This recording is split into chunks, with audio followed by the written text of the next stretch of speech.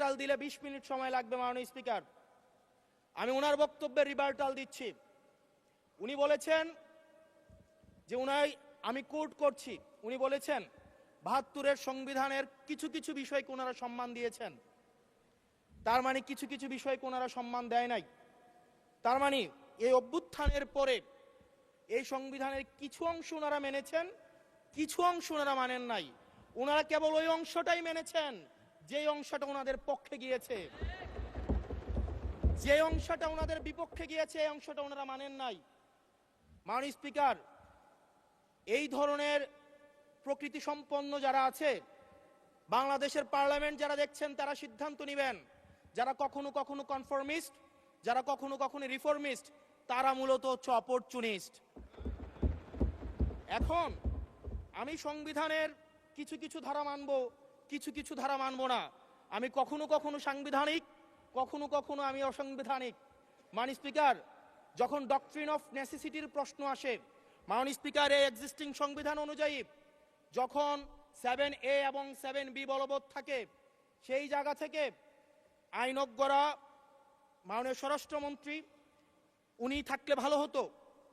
Doctrine of necessity মাননীয় speaker 48-3 অনুযায়ী রাষ্ট্রপতি সুপ্রিম কোর্টের মাধ্যমে একটা এই 106-এর অ্যাডভাইজরি একটা রুল আছে মাননীয় স্পিকার।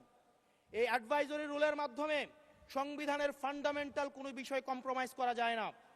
মাননীয় স্পিকার, যদি আমি এই সংবিধান মানি তাহলে এই অন্তর্বর্তীকালীন সরকারের বৈধতা প্রশ্নবিদ্ধ হয়। মাননীয় স্পিকার, মাননীয় স্পিকার, যদি এই সংবিধানকে আমি ধারণ করতে চাই, মেনে চলতে চাই, সেদিন 64 বিধি অনুযায়ী অ্যাটর্নি জেনারেল নিয়োগ দেওয়া হয়েছিল 6 আগস্ট।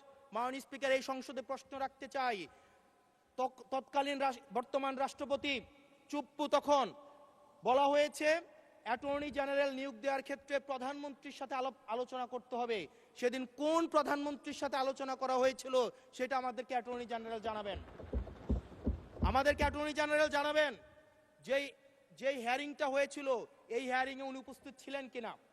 তখনকার সময় যিনি প্রধান বিচারপতি ছিলেন ওবায়দুল হক, তিনি তখন কোথায় ছিলেন, সেই রায়ের কপিটা আমরা দেখতে চাই। মাননীয় স্পিকার, মাননীয় স্পিকার, আপনি যখন বেগম জিয়াকে 6 আগস্ট সর্বপ্রথম ছাত্র জনতা যখন সিদ্ধান্ত নিয়েছিল আর এক মুহূর্ত বেগম জিয়াকে কারাগারে থাকতে দিবে না, বেগম জিয়াকে রাষ্ট্রপতির আদেশের মধ্য দিয়ে বেগম জিয়াকে সেদিনই হচ্ছে কারাগার থেকে যেই জুলুমের মধ্যে রাখা হয়েছিল সেটা থেকে ছাত্র জনতার রায়ের মধ্য দিয়ে সেখান থেকে বের করে আনা হয়েছিল। মাননীয় স্পিকার, যদি এই সংবিধানকে বাইবেল ধরে নেই, এই সংবিধানকে যদি গসপেল ধরে নেই, এই গসপেলের পুরোহিত অনুযায়ী যেভাবে ভ্যাটিকান সিটি চলে সেটা যদি আমরা ধরে নেই, তাহলে মাননীয় স্পিকার সেদিন বেগম জিয়া জেল থেকে বের হতে পারেন না। মাননীয় স্পিকার, মাননীয় স্পিকার, সেদিন বেগম জিয়া জেল থেকে বের হয়েছিল অভ্যুত্থানের জনরায়ের ভিত্তিতে। মাননীয় স্পিকার, মাননীয় স্পিকার, আপনারা বলছেন আপনারা ঠিক সেই জায়গায় আপনারা সংবিধানকে আপনারা মানছেন যেই জায়গায় সংবিধান থেকে আপনারা বেনিফিটেড হবেন। মাননীয় স্পিকার, গ্রামের ভাষায় কথা আছে, বলতে চাই না, যে গাং পার হইলে মাঝি কোন দুলা ভাই। ছাত্ররা, আপনাদের নেতা কর্মীরা গত 17 বছর ধান খেতে ঘুমাইতে হয়েছে, ত্যাগ তিতিক্ষার মধ্য দিয়ে যেতে হয়েছে। মহাসচিব কান্না করে বলেছে তাদের নেতা কর্মীরা ঢাকায় এসে রিক্সা চালিয়ে জীবন নির্বাহ করত।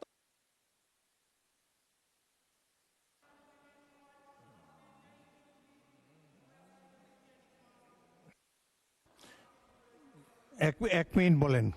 মাননীয় স্পিকার, আজকে দেখেন, আজকে লক্ষ লক্ষ নেতা কর্মী তাদের রক্ত দিয়েছে।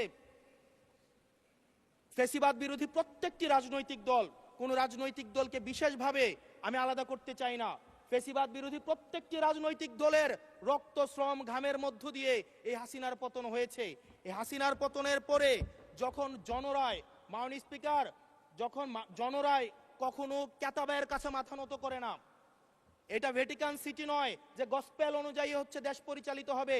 68% জনগণ তারা সিদ্ধান্ত জানিয়ে দিয়েছে এই সংবিধানের যেই বেসিক স্ট্রাকচারাল জায়গায় কোন জায়গাগুলোতে রিফরমেশন আনতে হবে। মাননীয় স্পিকার, আন্দালিব রহমান পার্থ সাহেব বলেছেন যে অর্ডারে নাকি হচ্ছে সংবিধান সংস্কার পরিষদের গঠনটা নাই। উনি যদি একটু পরিশ্রম করতেন, জাস্ট একটা পাতা উল্টাইতেন, একটা পাতা পরেই বলা হয়েছে সংবিধান সংস্কার পরিষদ গঠন যদি জয়যুক্ত। ধন্যবাদ মাননীয় সদস্য, ধন্যবাদ। পরবর্তী বক্তা সাইফুল আলম খান, 185, ঢাকা 12, সময় 5 মিনিট।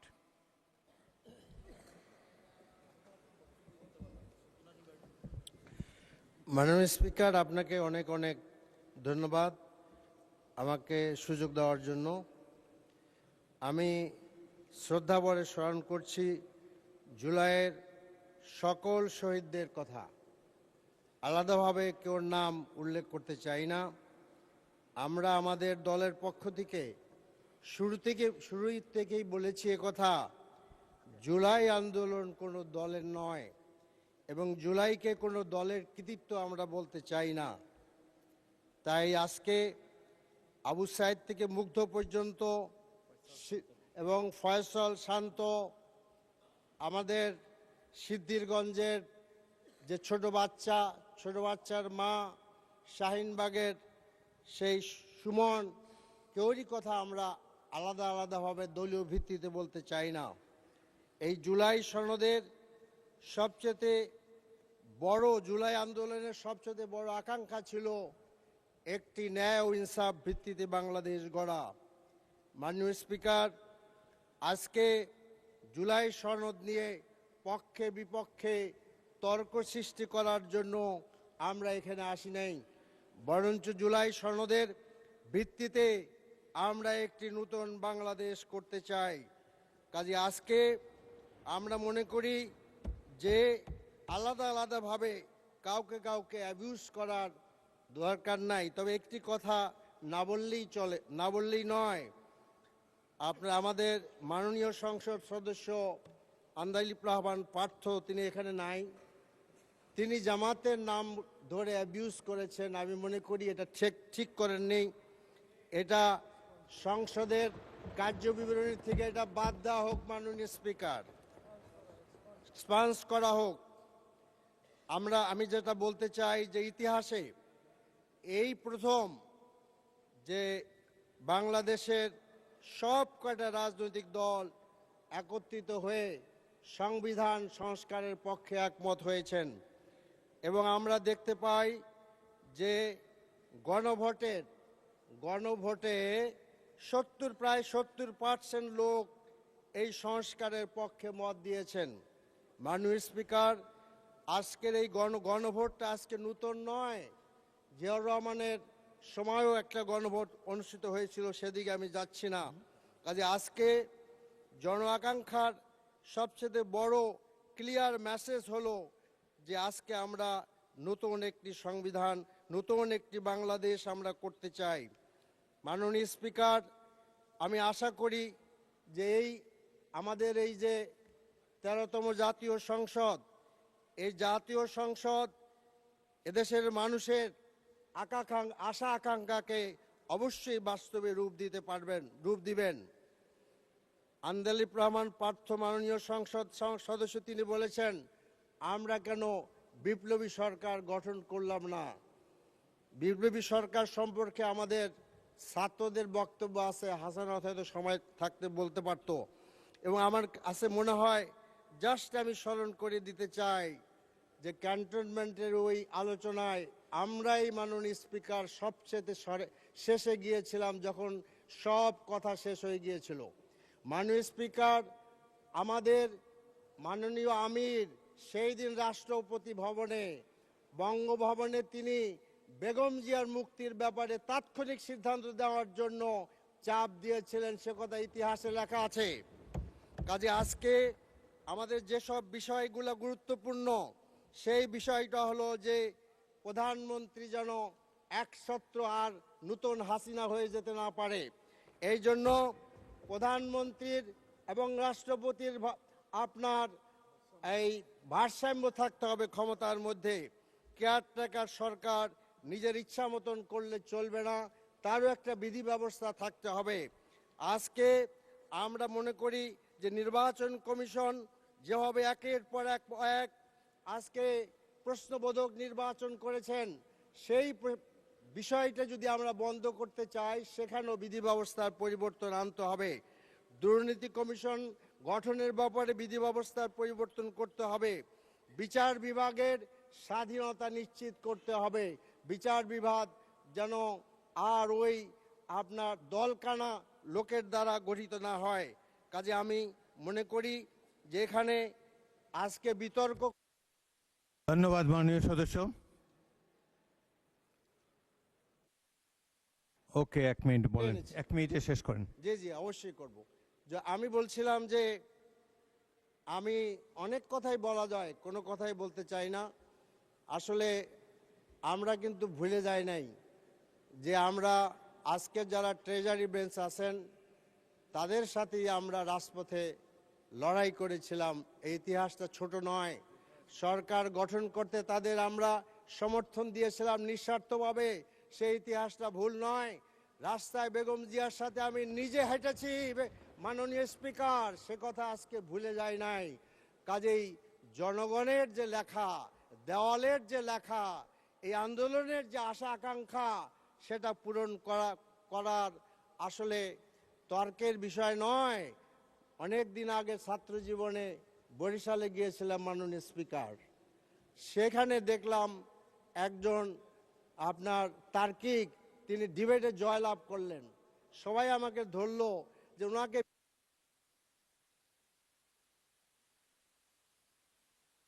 ধন্যবাদ, ধন্যবাদ মাননীয় স্পিকার। Thank you. ধন্যবাদ মাননীয় স্পিকার। Thank you. পরবর্তী বক্তা মাননীয় সদস্য মোহাম্মদ নাজিবুর রহমান, পাবনা 1, সময় 10 মিনিট। ধন্যবাদ মাননীয় স্পিকার। মাননীয় স্পিকার, আজকের এই গুরুত্বপূর্ণ আলোচনার জন্য মাননীয় আইনমন্ত্রী আমাদের মাননীয় বিরোধী দলীয় সংসদ সদস্যদেরকে সংবিধান, জুলাই সনদ, সোশ্যাল কন্ট্রাক্ট, দার্শনিক লক, রুসো, হবের থিওরি ও মদিনার সনদ সামনে রাখতে বলেছেন। স্পিকারকে সেদিন মাননীয় ডেপুটি স্পিকারকে তিনি অনুরোধ করেছিলেন এই বিষয়গুলি যেন সংসদ সদস্যদের জন্য অ্যাভেলেবেল করা হয়। কিছু কিছু জিনিস অ্যাভেলেবেল করা হয়েছে। আশা করছি এগুলোর উপর তিনি বিস্তারিত জ্ঞান গর্ব বক্তব্য দিবেন। মাননীয় স্পিকার, 2009 সালে ইংল্যান্ডে যখন ব্যারিস্টারি পড়তে যাই, আমাদের ক্রিমিনাল ল পড়াতেন একজন লিজেন্ডারি ক্রিমিনাল লয়ার। তিনি আইনজীবীদের, ব্যারিস্টারদের কূট কৌশলের উদাহরণ দিতে যে বলেছিলেন, যখন কোনো মামলা দুর্বল থাকে তখন তার আইনজীবীরা যখন অন্য প্রতিপক্ষকে অসংখ্য বই, দলিল, দস্তাবেজ দিয়ে একেবারে ভাসিয়ে দেয়, অপ্রাসঙ্গিক বিষয় নিয়ে আলাপ আলোচনায় মগ্ন হয়, এভাবে সময় ক্ষেপণ করে, ততক্ষণে মামলার দফা রফা শেষ হয়ে যায়। সেটা হলো কূটতর্ক। আমি বলছি না মাননীয় আইনমন্ত্রী এখানে জুলাই সনদ বাস্তবায়নের আলোচনার ক্ষেত্রে একই কৌশল নিয়েছেন, কিন্তু প্রশ্ন হলো জুলাই সনদ বাস্তবায়নের ক্ষেত্রে জাতীয় ঐক্যমত্য প্রতিষ্ঠা হওয়ার পরে এর বাস্তবায়নের আলোচনায় আদৌ এই সকল পলিটিক্যাল ফিলোসফি নিয়ে আলাপ তোলার কোনো যৌক্তিকতা আছে কিনা, এটা বিবেচনার দাবি রাখে। মাননীয় স্পিকার, জুলাই সনদ বাস্তবায়নের আদেশকে প্রশ্নবিদ্ধ করতে অনেকগুলো আইনি প্রশ্ন তুলে ঘোলা পানিতে মাছ শিকারের চেষ্টা চলছে, কিন্তু আইনি বিষয়গুলো নিয়ে দুঃখের সাথে বলতে বাধ্য হচ্ছি সরকার তাদের অবস্থান পরিষ্কার করছে না। আমি এখানে সুনির্দিষ্টভাবে কিছু আইনি বিষয়গুলোকে যে নিয়ে আসা হয়েছে সেগুলো উল্লেখ করতে চাই। এগুলার ব্যাপারে সরকারের সুনির্দিষ্ট জবাব চাই। যে সমস্ত প্রশ্নগুলো তোলা হয়েছে, রাষ্ট্রপতির আদেশ আইন হতে পারে কিনা, এটি হলো প্রথম প্রশ্ন। এ বিষয়ে আমি গত 15 ফেব্রুয়ারিতে বলেছি, 15 মার্চে আমি দুঃখিত মাননীয় স্পিকার, সংবিধানের 152 অনুচ্ছেদ দেখিয়ে বলেছিলাম রাষ্ট্রপতির আইন সংবিধান অনুযায়ী, রাষ্ট্রপতির আদেশ সংবিধান অনুযায়ী আইন। আজকেও আমি দেখাবো এটা যে আইন। এরপরে দ্বিতীয় যে বিষয়টি, সেখানে রাষ্ট্রপতির আদেশের এখতিয়ার নিয়ে প্রশ্ন তোলা হয়েছে। রাষ্ট্রপতির আদেশ দেওয়ার এখতিয়ার আছে কিনা, কে তাকে এই এখতিয়ার দিল, যদি এখতিয়ার থেকে থাকে কিভাবে দিল। আমাদের এই বিষয়ে পরিষ্কার কথা, রাষ্ট্রপতির আদেশ দেওয়ার এখতিয়ার আছে। এই এখতিয়ার তাদেরকে দিয়েছে জুলাইয়ের গণ অভ্যুত্থান যারা সংগঠিত করেছে, সেই আপামর জনসাধারণ। এই জুলাই বিপ্লবের মাধ্যমে, অন্তর্বর্তীকালীন সরকারের মাধ্যমে এই এখতিয়ার দেয়া হয়েছে জুলাইয়ের সনদকে বাস্তবায়ন করার জন্য। তৃতীয় যেই আইনি ইস্যুটি এখানে আছে, সেটি হলো কোনো আইনকে আমরা বলছি এখতিয়ার আছে এখানে রাষ্ট্রপতির, আমাদের সম্মানিত সরকার দলীয় সদস্যগণ বলছেন এখতিয়ার নেই। কিন্তু আসলে এটা এখতিয়ার আছে কিনা এখতিয়ার নেই, এটা নির্ণয় করার অধিকার কার রয়েছে? সংবিধান এখানে কি বলছে? আমাদের এখানে যেটা বক্তব্য, সংবিধানের 102 নম্বর অনুচ্ছেদে পরিষ্কার বলা হয়েছে শুধুমাত্র হাইকোর্টের এই অধিকার রয়েছে, মাননীয় আইনমন্ত্রীর সেই অধিকার নেই। আমাদের পার্লামেন্ট, এখানে আমরা আইন বানাই, আমাদের আইনটি বিধি বহির্ভূত কিনা এখতিয়ার বহির্ভূত কিনা এটা বলার এখতিয়ার নেই, এটা এখতিয়ার রয়েছে শুধুমাত্র হাইকোর্টের।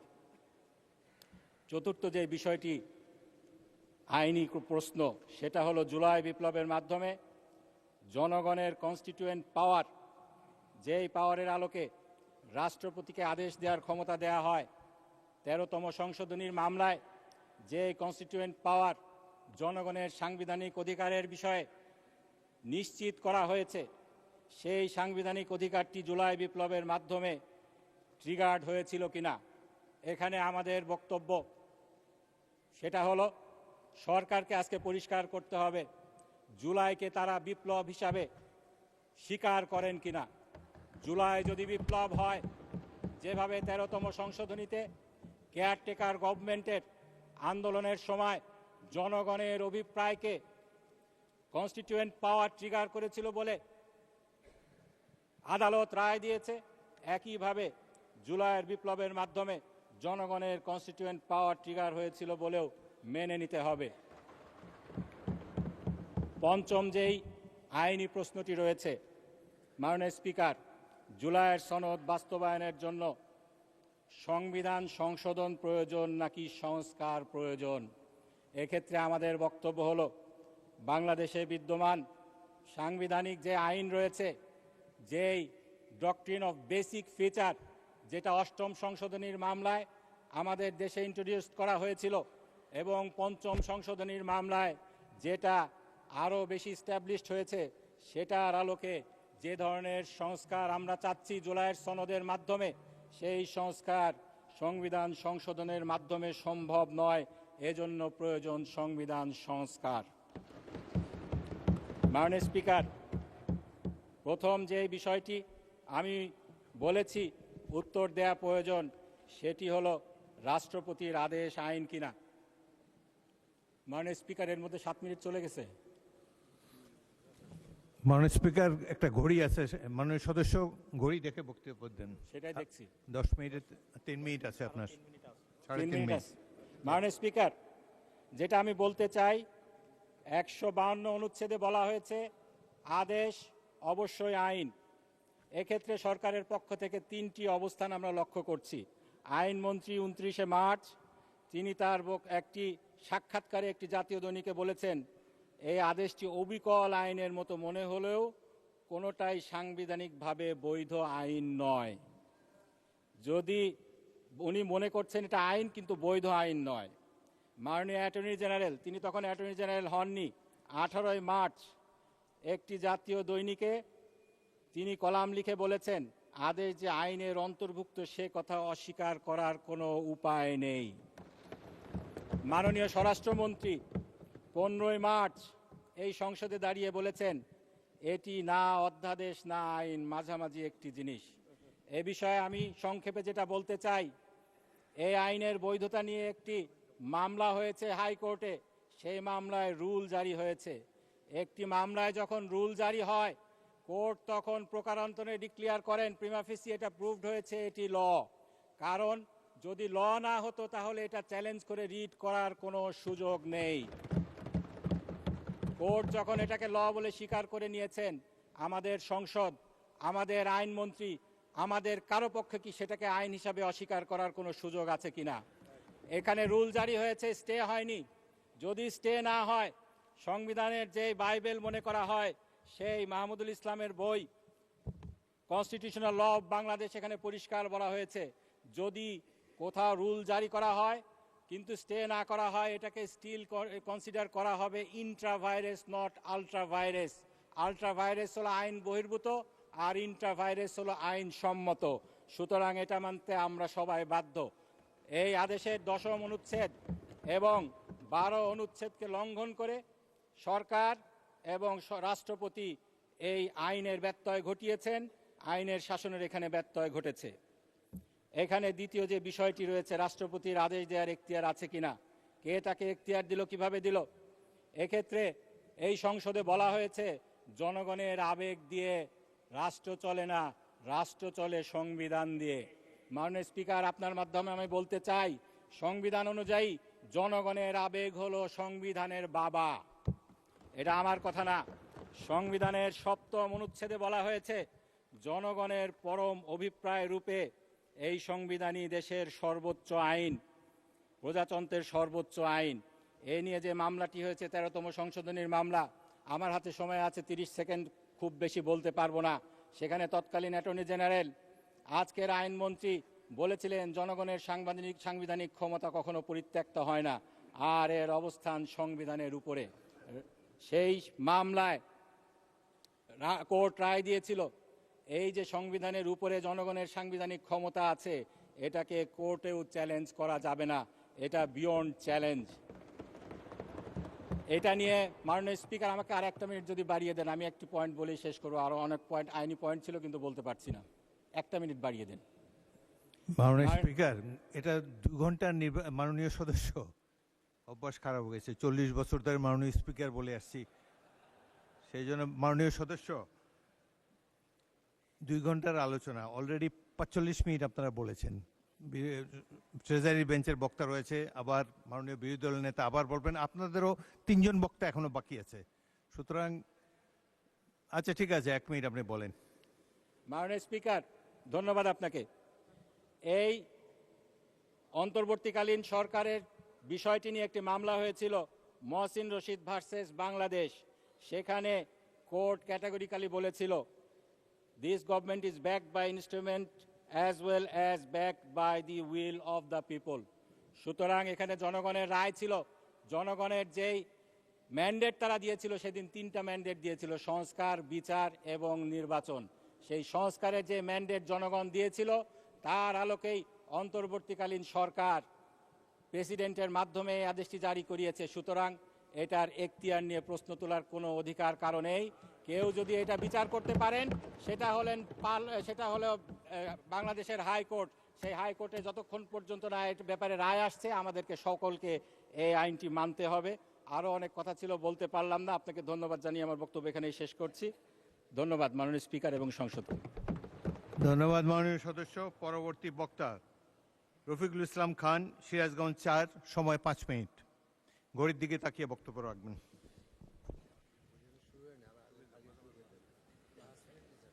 মাননীয় স্পিকার, আপনাকে ধন্যবাদ আমার সময় কমায় দেওয়ার জন্য।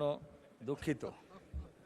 মাননীয় স্পিকার, আমরা কেউই অস্বীকার করি না যে জুলাই বিপ্লব বা জুলাই অভ্যুত্থান, যেটাই আমরা বলি, এইটা যে ফেসিবাদ থেকে আমরা সবাই মুক্ত হয়েছি, একথা তো অস্বীকার করার কারই উপায় নেই। এবং আমরা দীর্ঘ 16 বছর, যদি আমরা 11 সরকার ধরি, তাহলে প্রায় 18 বছর এই দেশের মানুষ ফেসিবাদের কবলে ছিল, ফেসিবাদের জুলুম নির্যাতনের শিকার আমরা ছিলাম।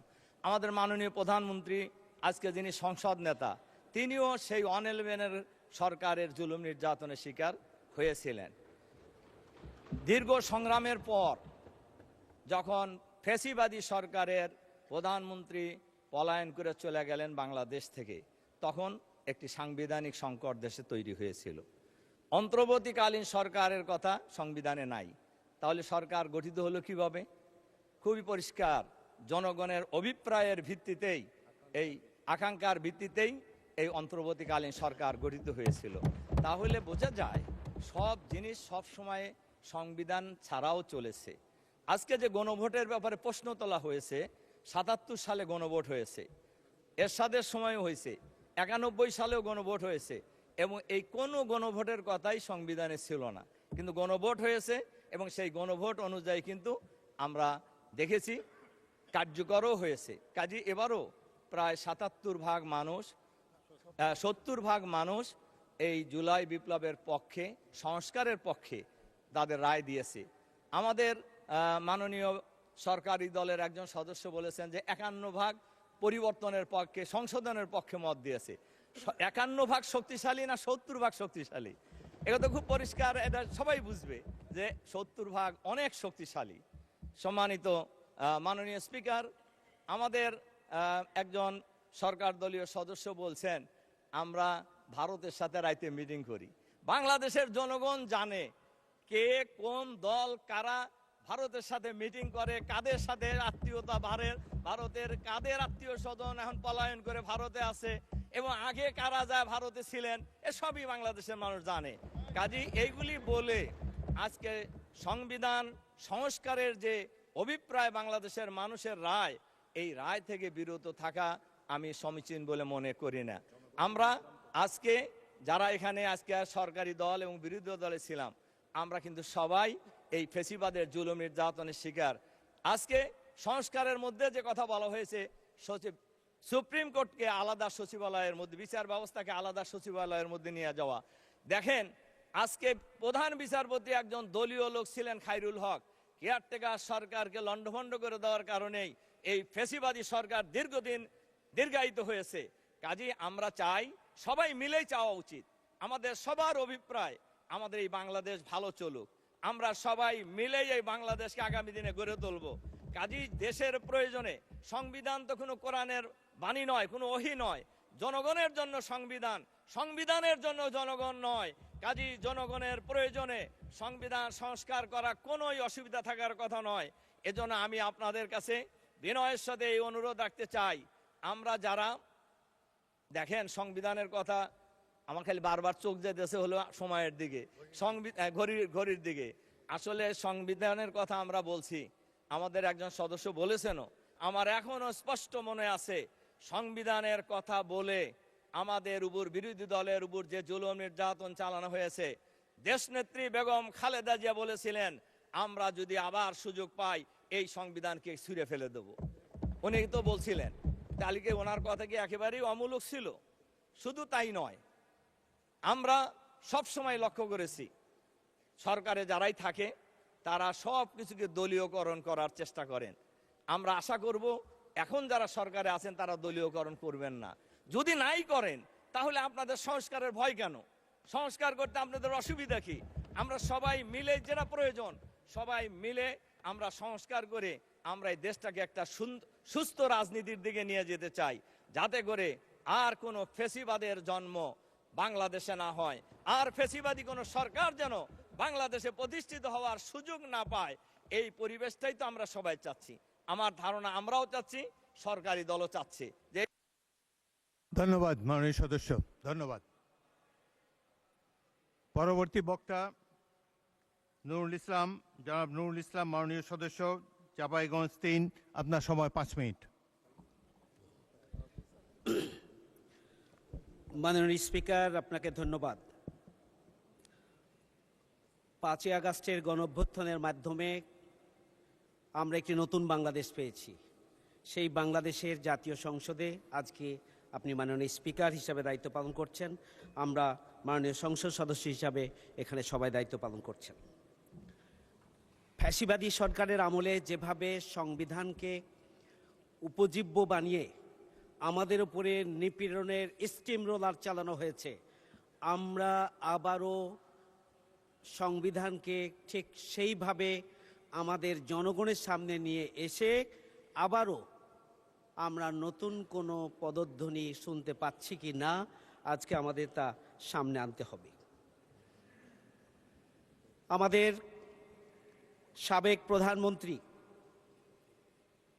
মরহুমা বেগম খালেদা জিয়া বলেছিলেন, যেদিন এদেশে জনগণের সরকার প্রতিষ্ঠিত হবে সেই দিন এই সংবিধান ছুঁড়ে ফেলে দেওয়া হবে।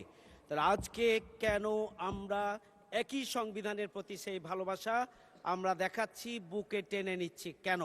একটু পরে আমি বলতে চাইব, সংবিধানের যে অংশ আমার জন্য প্রযোজ্য আমি সেটিকে মেনে নিচ্ছি, যেটি আমার জন্য প্রযোজ্য নয় আমি সেটিকে সংবিধানকে আমরা ইগনোর করছি। সংবিধানের ৭২-এর ৩ অনুচ্ছেদে সংবিধানের মেয়াদকাল হবে 5 বছর। আমরা সংসদের মেয়াদকাল হবে 5 বছর, আমরা 2019 সালে আমাদের নির্বাচন করার কথা, আমরা 2026 সালের নির্বাচন কিভাবে করলাম? তাহলে এটা সংবিধান বিরোধী? তাহলে কি আমরা বলবো যে আমাদের সংবিধান অবৈধ, আমাদের নির্বাচন অবৈধ, আমাদের সরকার অবৈধ, আমাদের প্রধানমন্ত্রী সহ সার্বিক ব্যবস্থাপনাটাই কি অবৈধ বলবো? তাহলে তো আমরাও সে অবৈধ চক্রের মধ্যে আমরা আটকে যাচ্ছি। সংবিধানের 123 অনুচ্ছেদ অনুযায়ী সংসদ ভেঙে যাওয়ার 90 দিনের মধ্যে নির্বাচন হওয়ার কথা ছিল, সেটা কি হয়েছে? সেটা হয় নাই। তাহলে এটি কোন সংবিধানের বলে আমরা নির্বাচন করলাম? মাননীয় স্পিকার, আমি মরহুম প্রেসিডেন্ট জিয়াউর রহমান, শহীদ প্রেসিডেন্ট জিয়াউর রহমানের গণভোটের কথা বলতে চাই। শহীদ প্রেসিডেন্ট জিয়াউর রহমান 1977 সালের 30শে মে তিনি রেফারেন্ডাম অর্ডিন্যান্স 1977-এর মাধ্যমে গণভোটের আয়োজন করেছিলেন এবং এই গণভোটকে পরবর্তীতে সংবিধানের 142 ক অনুচ্ছেদে এটাকে সংযোজন করা হয়েছিল। এটি কোন সংবিধানের বলে করা হয়েছিল? তখন তো কোনো সংবিধান ছিল না।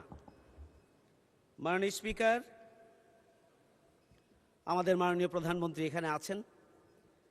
তিনি তার নির্বাচনী প্রচারণায় বলেছিলেন, দলীয় প্রার্থীকে ভোট দেওয়ার পাশাপাশি হাঁ ভোটের পক্ষে দয়া করে একটি ভোট দেওয়ার জন্য গণভোটকে তিনি অন করেছিলেন। আজকে কোন কারণে গণভোটকে আমরা অন করছি না? এটি জনগণের মনে প্রশ্ন।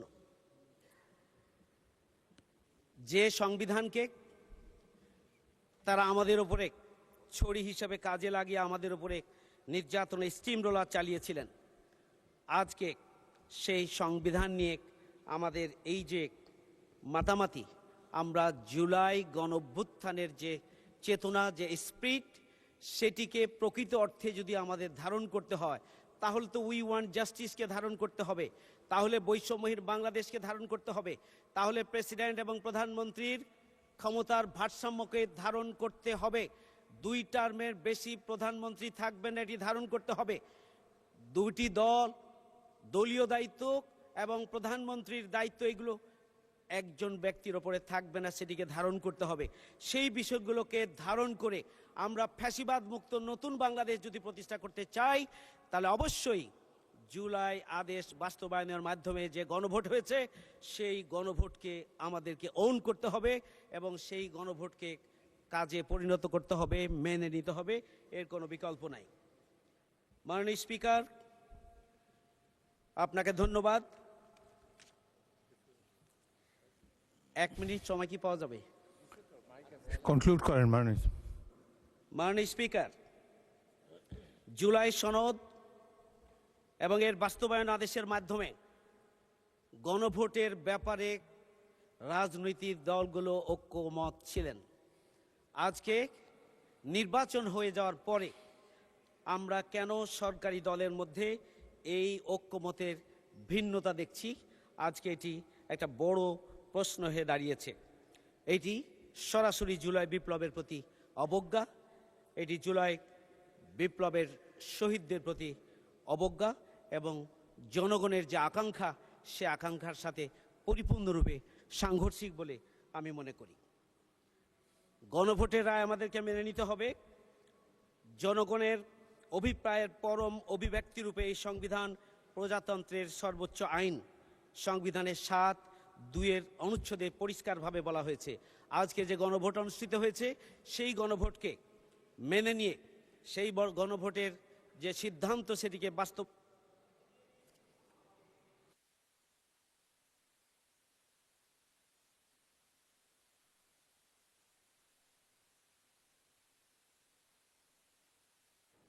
মাননীয় সদস্যবৃন্দ, এবার আমি বক্তব্য রাখার জন্যে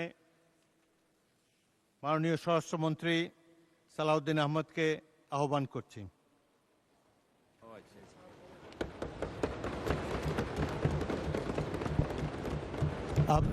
মাননীয় মন্ত্রী, আপনার সময় 30 মিনিট, তারপরে যদি লাগে আপনাদের সময়ের মধ্যে অ্যাডজাস্ট করে নেব। মাননীয় স্পিকার, আপনাকে ধন্যবাদ। আমাদের এখানে we have many pulse in our string. Already একজন বক্তৃতা দিয়েছেন, আরও দিবেন মাননীয় আইনমন্ত্রী। আমি না দিলে অনেক সময় খুশি হয় অনেকে। আমি ভাবছিলাম আমাদের আরও জুয়েলস যারা আছে তাদেরকে আজকে একটা একটা করে প্রকাশিত করব। মাননীয় স্পিকার, অনেক ধন্যবাদ আপনাকে। আমি মাঝে মধ্যে আজকে একটু দেখব, কারণ রেকর্ডের ব্যাপার অনেক কিছু এখানে উত্থাপিত হয়েছে। আমাদের মাননীয় বিরোধী দলের অনেক বিজ্ঞ সদস্য, ব্যারিস্টার্স, অ্যাডভোকেটস যারা আইন কানুন সংবিধান উদ্ধৃত করেছেন, মজবুরিতে আমাকেও কিছু কিছু জবাব দিতে হবে। আজকে যে নোটিশটা মাননীয় বিরোধী দলীয় নেতা মুলতবি প্রস্তাবের জন্য উত্থাপন করেছেন, লিখিত কাগজটা আমার কাছে আছে। এখানে জুলাই জাতীয় সনদ সংবিধান সংস্কার বাস্তবায়ন আদেশ 2025, আদেশ নম্বর 1 2025, আমি পড়ছি ওনারটা। এর অনুচ্ছেদ 10 অনুযায়ী সংবিধান সংস্কার পরিষদের অধিবেশন আহ্বান প্রসঙ্গে, এটাই হচ্ছে আজকের ফ্যাক্ট ইন ইস্যু, আলোচ্য বিষয়। তা আসি, এই 10 অনুচ্ছেদ সংবিধান সংস্কার বাস্তবায়ন আদেশের কি, সেটা হচ্ছে পরিষদের অধিবেশন আহ্বান, কোরাম, ভোটদান ইত্যাদি সংসদ নির্বাচনের ফল ঘোষিত হইবার 30 পঞ্জিকা দিবসের মধ্যে যেই পদ্ধতিতে জাতীয় সংসদের প্রথম অধিবেশন আহ্বান করা হইবে, অনুরূপ পদ্ধতিতে পরিষদের প্রথম অধিবেশন আহ্বান করা হইবে। এটা একটি আদেশ। তাদের বক্তব্য অনুযায়ী এই পরিষদের অধিবেশন কেন রাষ্ট্রপতি আহ্বান করলেন না? এবার সংবিধানে আসি। আর্টিকেল 72 অনুসারে রাষ্ট্রপতি প্রধানমন্ত্রীর পরামর্শ অনুযায়ী, লিখিত পরামর্শ অনুযায়ী সংসদের অধিবেশন, প্রথম অধিবেশন, সময়, স্থান নির্ধারণ করে প্রজ্ঞাপন করেছেন। আর্টিকেল 73 অনুসারে তার ভাষণ দেওয়ার কথা, তিনি এখানে ভাষণ দিয়েছেন। আমাদের মাননীয় বিরোধী দলের সদস্যগণ তার ভাষণ শুনতে চান নাই, ওয়াকআউট করেছেন, ভালো কথা। কিন্তু তার ভাষণের উপর আলোচনা করছেন এবং 50 ঘন্টা আলোচনা হবে ইনশাআল্লাহ। মাননীয় মহামান্য রাষ্ট্রপতির কাছে সংবিধান অনুযায়ী আমাদের কোনো কোনো সদস্য এখানে আছেন, উপদেষ্টা হিসেবে শপথ নিয়েছেন। সংবিধান তখন ভালো ছিল, রাষ্ট্রপতিও তখন ভালো ছিল, কিন্তু ভাষণের দিন উনি মনোপুত হলেন না আর কি। যাই হোক, এখন এই আদেশটা নিয়ে যে আমরা আলোচনা করব, আদেশের অনুবলে যে সংবিধান সংস্কার পরিষদের অধিবেশন কেন আহ্বান করা হবে না তার উপর যে আলোচনা করব, আদেশটা কি, কিছু কিছু জবাবের মধ্যে চলে আসবে। মাননীয় বিরোধী দলের একজন সদস্য বলেছেন এই আদেশটা বৈধ আইন। এইখানেই হচ্ছে বিতর্কটা। এই আদেশটা বৈধ আইন না। রাষ্ট্রপতি আদেশ জারি করতে পারতেন, পাস্ট টেন্স। 1971 সালের 26শে মার্চের পরের থেকে বাংলাদেশের সংবিধান প্রণীত হওয়ার আগ পর্যন্ত বাংলাদেশের স্বাধীনতার ঘোষণাপত্র অনুযায়ী এবং সেই অনুযায়ী Laws Continuance Enforcement Order 1971 10th April এবং the Bangladesh Constitution Provisional Constitution Order 1972 এই অনুসারে রাষ্ট্র পরিচালিত হয়েছে। রাষ্ট্রপতি অর্ডার জারি করেছেন, রাষ্ট্রপতির অর্ডার অনুসারে নবগঠিত রাষ্ট্র পরিচালিত হয়েছে। আদেশগুলো সবগুলোকে বৈধতা দিয়ে সংবিধানের প্রথম এবং চতুর্থ তফসিলে বৈধতা দেওয়া হয়েছে, কন্টিনিউশন হয়েছে। আমি সেই আদেশকে বৈধ আদেশ মনে করি। যে হাইকোর্টের আদেশ, যে রুলিংয়ের কথা বললেন, সেই আদেশগুলোকে আইনে পরিণত, আইন বলে স্ট্যাটাস দেওয়া হয়েছে। অবশ্যই আর্টিকেল 152 অনুসারে একটা হচ্ছে ল, আরেকটা হচ্ছে এক্সিস্টিং লস। আইন এবং প্রচলিত আইন দুই জায়গাতেই আদেশ হচ্ছে বৈধ আইন। অন্যান্য প্রথা, রুলস সব কিছু বৈধ আইন, আদেশও আইন। কিন্তু এই আদেশ ছিল, কিন্তু আদেশ জারি করার ক্ষমতা 1973 সালের 7ই এপ্রিলের পর রাষ্ট্রপতির আর রইল না। চতুর্থ তফসিলের, সংবিধানের চতুর্থ তফসিলের ধারা 3 সাবসেকশন 2 সাবসেকশন 3 অনুসারে যে সমস্ত আদেশ জারি হয়েছিল সেটা বৈধ, এবং যে সমস্ত আদেশ জারি হয়েছে সেটা পরে রাষ্ট্রপতি বাংলাদেশে প্রণীত সংবিধানের সাথে সামঞ্জস্যপূর্ণতা দেওয়ার জন্য সেটা আদেশ সংশোধনও করার ক্ষমতা দেওয়া হয়েছে। এবং সেখানে আপনি দেখবেন 2 বছরের টাইম লিমিট করে দেওয়া হয়েছিল। আমি দেখে বললে ভালো বলি না, সেই জন্য এমনি বলি। তো সেই জায়গায় 2 বছরের সময়সীমা 1974 সালের একটা দিবসে শেষ হয়, সেটা আমি পরে বলবো, এখানে দেখে বলতে হবে। কিন্তু চতুর্থ তফসিলের ধারা 17 সাবসেকশন 2 লাস্ট প্যারাগ্রাফ অনুসারে বাংলাদেশের রাষ্ট্রপতির আর আদেশ জারির ক্ষমতা রইল না। তারপরে দেখে নিতে পারেন। তারপরে রাষ্ট্রপতি আদেশ জারি করলেন কিভাবে, সেটাই হচ্ছে আজকের ফ্যাক্টিং ইস্যু। যেই আদেশের জন্মই বৈধ হলো না, সেই আদেশ হবে ভয়েড অ্যাব ইনিশিও লিগ্যাল ল্যাঙ্গুয়েজে, সূচনা থেকেই অবৈধ।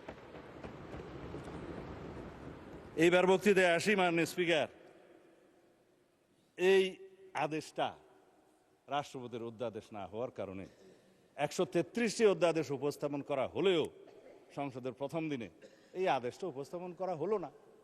কারণ এটা না হয় অধ্যাদেশ, না হয় আইন। আমি সেজন্য বলেছিলাম এটা হয়তো কোনো নিউট্রাল জেন্ডার হতে পারে। এনিওয়ে, এই আদেশটি অন্তর্বর্তীকালীন সরকারের অন্তহীন একটি প্রতারণার দলিল। এটা আমি আজকে আবার পুনরুচ্চারণ করছি।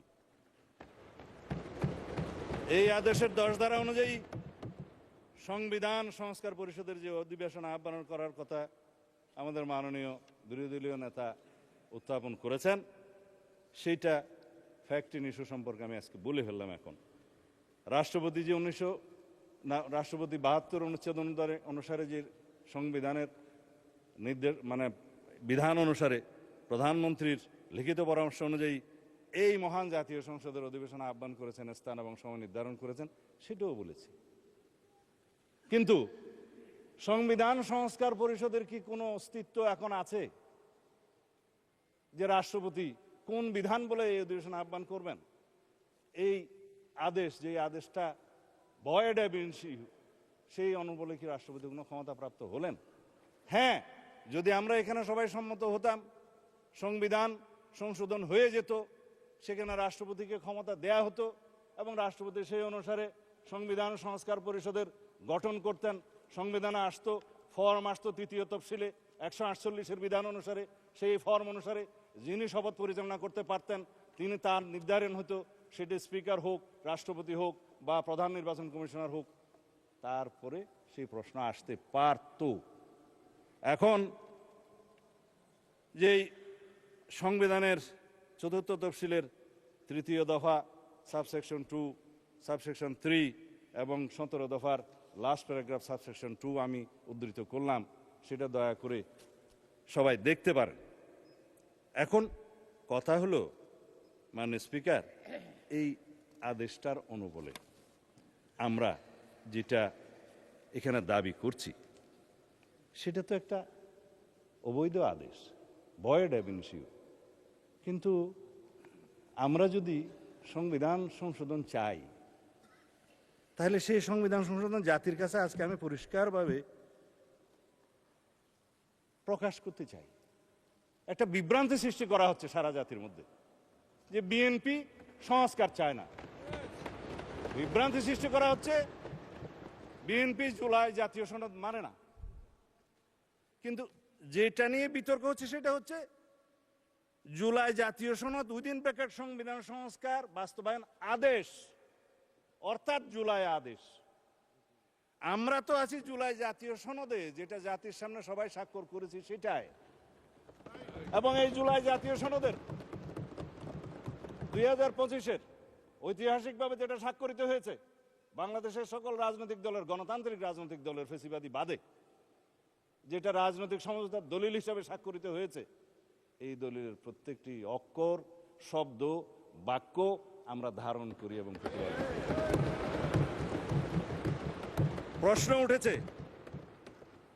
প্রশ্ন উঠেছে যে আমরা এই আদেশের অনুবলে কেন আমরা গণভোট যেটা অনুষ্ঠিত হয়েছে সেটা মানছি না। আসেন, গণভোট অনুষ্ঠিত হয়েছে, এই গণভোটের প্রস্তাবক তো আমরা ছিলাম। আমি প্রস্তাব দিয়েছিলাম বিএনপির পক্ষে যে অন্যান্য রাজনৈতিক দল জুলাই জাতীয় সনদ যখন স্বাক্ষরিত হবে, তখনও হয়নি, সেটার আইনি ভিত্তি দেওয়ার জন্য সবাই একটা দাবি উত্থাপন করলেন। বললাম হ্যাঁ, জনগণের সম্মতি নেওয়া যায়। এই জুলাই জাতীয় সনদের পক্ষে জনগণ আছে কি নাই? কারণ এই জুলাই জাতীয় সনদের দুইটা ভাগ। প্রথম ভাগ হচ্ছে সংবিধান সংশোধন সাপেক্ষে আমরা সংস্কারের বিষয়সমূহ এখানে বলা আছে 1 থেকে 47 সংবিধান সংশোধন সাপেক্ষে সংস্কারের বিষয়সমূহ লেখাই আছে। সংবিধান সংশোধন সাপেক্ষে সংস্কারের বিষয়সমূহ যদি এই জুলাই সনদের পক্ষে জনগণ হ্যাঁ বলে, তাহলে পরে আমরা সংবিধান সংশোধন করতে পারবো সেই 47টা বিষয়ে। উইথ নোট অফ ডিসেন্ট, প্রত্যেকটা নোট অফ ডিসেন্টে বলা আছে যে সমস্ত রাজনৈতিক দল বা জোট তাদের নির্বাচনী ইশতেহার উল্লেখপূর্বক যদি জনগণের ম্যান্ডেট লাভ করে, তাহলে তারা সেই মতে ব্যবস্থা গ্রহণ করতে পারবে। আগামী কালকে অথবা পরশু সম্ভবত আরেকটি মুলতবি নোটিশের উপরে আমরা আলোচনা করতে চাইব। আমরা দিচ্ছি না, বেসরকারি সদস্যরা দিচ্ছে। সেখানে এই জুলাই জাতীয় সনদের প্রত্যেকটি ধারা উপধারা কি কি আছে সেই বিষয়ে কথা হবে, প্রতিশ্রুতি বিষয়ে। আমি আজকে ওখানে বিস্তারিত যাব না। এটার দ্বিতীয় ভাগ হচ্ছে যে সমস্ত সংস্কারের বিষয়ে আমরা একমত হয়েছি, সেই বিষয়ের মধ্যে কিছু আইন আছে, সংশোধন করতে হবে, কানুন আছে, বিধি আছে, বিধান আছে, সেটার জন্য সংবিধান সংশোধনের প্রয়োজন হয় নাই বিধায় ইন্টারিম গভর্নমেন্ট অনেক অধ্যাদেশের মাধ্যমে সেগুলো সংশোধন করেছেন, এক্সিকিউটিভ অর্ডারের মাধ্যমেও করেছেন। আমরা এগ্রিড হয়েছি। তবে সেই সমস্ত অধ্যাদেশগুলো বিধান মতে বাংলাদেশের নির্বাচিত জাতীয় সংসদে উত্থাপন করতে হয়েছে। আর্টিকেল 93 অনুসারে আইনমন্ত্রী সেটা করেছেন। And this is the supremacy of the parliament. And this is the sovereignty of the people. And this is the sovereign house of the nation. এই sovereign হাউসের ক্ষমতা হচ্ছে, এখতিয়ার হচ্ছে রাষ্ট্রপতি অধ্যাদেশ জারি করতে পারলেও ইন বিটুইন 2 সেশনস সেটা এই মহান সংসদে পাশ করে নিতে হবে উইদিন 30 ডেজ। এটাই হচ্ছে সার্বভৌম পার্লামেন্টের সার্বভৌমত্ব। মাননীয় স্পিকার, আমরা এখন যদি এটার পোস্টমর্টম করতে চাই, রাষ্ট্রপতির এই আদেশ কেন অবৈধ, তার যুক্তিসমূহ একটু বলি। 7ই এপ্রিল 1973, আগে যেটা বলছিলাম, এই তারিখ থেকে বাংলাদেশের প্রথম জাতীয় সংসদ বৈঠক অনুষ্ঠিত হওয়ার পর রাষ্ট্রপতির আদেশ জারির ক্ষমতা রহিত করা হইল সংবিধানের 4th তফসিলের 17 দফার 2 দফা, লাস্ট প্যারা। রাষ্ট্রপতির কোনো আদেশ এবং অধ্যাদেশ দ্বারা পরবর্তী সংসদের সার্বভৌম এখতিয়ারকে খর্ব করতে পারেন না। কেন পারেন না? আর্টিকেল 7, রাষ্ট্রের সকল ক্ষমতার মালিক জনগণ, এবং সেই জনগণের সার্বভৌমত্ব এখতিয়ার প্রয়োগের মাধ্যমে এই সংবিধান হচ্ছে সর্বোচ্চ আইন। Any laws inconsistent to the constitution will be buoyed, is buoyed, shall be buoyed to the extent of the inconsistency. এটাই হচ্ছে supremacy of the constitution, supremacy of the house, supremacy of the people of the country, সেই 7 অনুচ্ছেদ বলে কথা বলছি।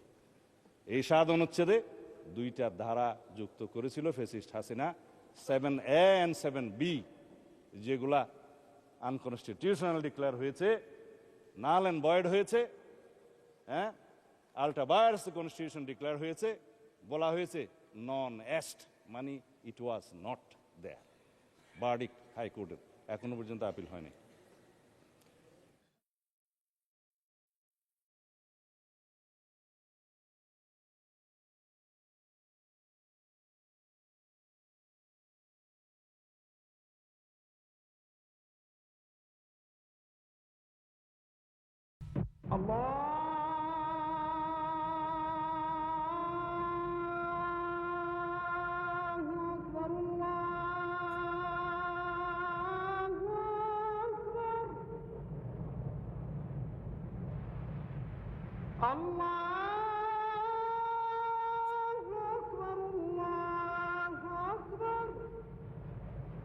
أشهد أن لا إله إلا الله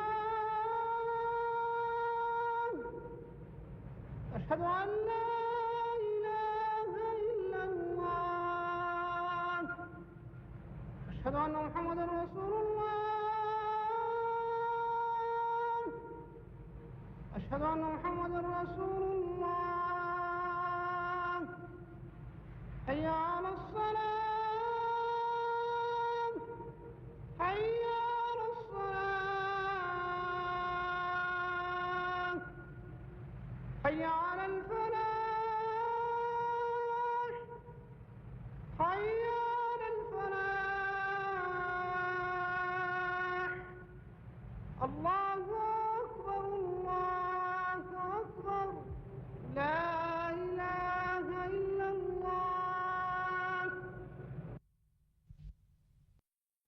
اللهم رب هذه الدعوة التامة والصلاة القائمة آت محمدا الوسيلة والفضيلة والدرجة الرفيعة وابعثه مقاما محمودا الذي وعدته وارزقنا شفاعته يوم القيامة إنك لا تخلف الميعاد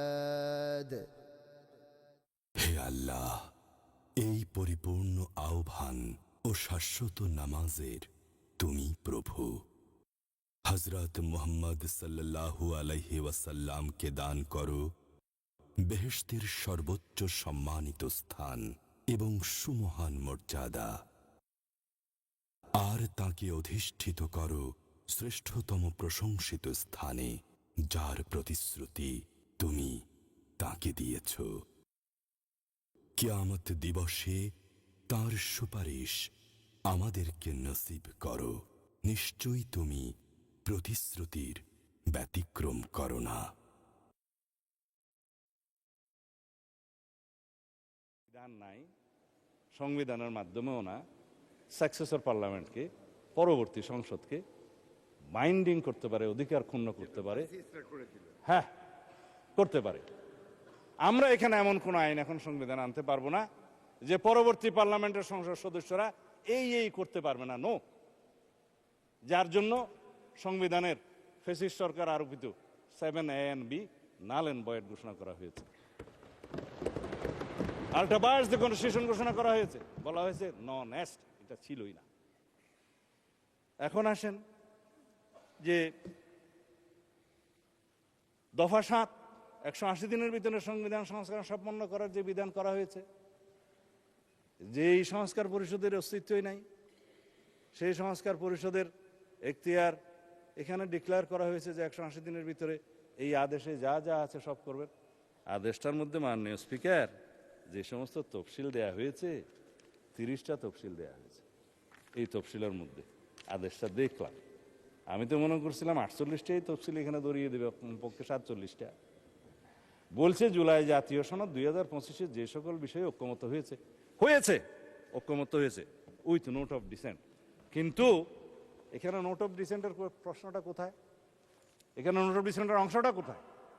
আপনি প্রস্তাবটা করলেন আর নোট অফ ডিসেন্ট সহ যেভাবে আমরা ঐক্যমত্য হয়েছি সেটা লিখলেন না। তার মানে এটা হচ্ছে একটা জাতীয় প্রতারণা দলিল। এখানে বলছে দফা 4 অনুযায়ী গণভোটের ব্যালটে উত্থাপিত 4টি প্রশ্নের প্রত্যেকটিতে আপনি আলাদাভাবে হ্যাঁ অথবা না দেওয়ার বিধান, এই হ্যাঁ অথবা না দেওয়ার বিধান এইটা সংবিধান সংশোধনের প্রশ্ন জড়িত, এই পার্লামেন্টের সার্বভৌমত্ব লঙ্ঘনের সাথে জড়িত। সেই প্রশ্নই আপনি গণভোটে দিতে পারেন। যদি দিয়েও থাকেন 4টা গণভোটের প্রশ্ন, আমাকে কেন বাধ্য করা হলো একটা জবাব দিতে হবে হ্যাঁ অথবা না? বলা হচ্ছে যে তুমি এখানে 3টা শরবতের বোতল আছে, তবে এই কুইনটাও তোমাকে খাইতে হবে।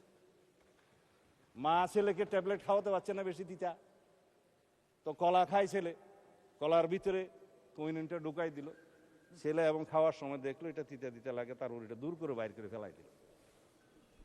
এই কোন আইনকে আপনি জাতিকে এইভাবে বাধ্য করে খাওয়াইতে পারেন? 3টা প্রশ্নের সাথে জুলাই জাতীয় সনদের মিল আছে। আমরা গণভোট চেয়েছিলাম এই জুলাই জাতীয় সনদের ভিত্তিতে, সবাই সম্মত হয়েছিল। ইন্টারিম গভর্নমেন্ট, অস্থায়ী গভর্নমেন্ট, তত্ত্বাবধায়ক সরকারের মতো মৌলিক কোনো বিষয়ে সিদ্ধান্ত নেওয়ার এখতিয়ার রাখে না, তারা কিভাবে একটা অবৈধ আদেশ জারি করে রাষ্ট্রপতিকে দিয়ে? আমি মহামান্য রাষ্ট্রপতির সাথে তখন কথা বলেছিলাম যে মহামান্য রাষ্ট্রপতি, আপনি কি আদেশ জারি করতে পারেন? বলে আমি তো পারি না, কিন্তু আমাকে পারাচ্ছে। তা এখন রাজহংসকে জোরপূর্বক স্বর্ণের ডিম পারতে বাধ্য করার মতো ঘটনা।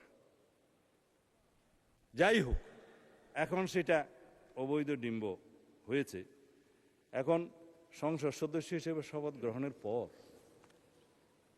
দফা 8 অনুসারে ওই আইনেরই, ওই আদেশেরই অস্তিত্বহীন সংবিধান সংস্কার পরিষদের সদস্য হিসেবে শপথ নেওয়ার কোনো বিধান না থাকার পরেও একজন মাননীয় ব্যারিস্টার সদস্য বলেছেন, না, আমার মাননীয় সদস্য বোধহয় ডক্টর শফিকুল ইসলাম মাসুদ বলেছেন, এই সংবিধান সংস্কার পরিষদের সদস্য হিসেবে শপথ নেওয়ার ফর্মটা আমি পটুয়াখালী থেকে আনি নাই, এখানে কে সাপ্লাই করলো? আমি একমত, প্রধান নির্বাচন কমিশনারের অফিস থেকে এই ফর্ম এখানে জাতীয় সংসদে দেওয়ার এখতিয়ার প্রধান নির্বাচন কমিশনার নাই। তিনি শপথ নিয়েছেন তফসিল 148 অনুচ্ছেদের অনুবলে তফসিল 3-এ সংবিধান সংরক্ষণের জন্য তিনি শপথ নিয়েছেন। তিনি শপথ ভঙ্গ করেছেন, সংবিধান লঙ্ঘন করেছেন।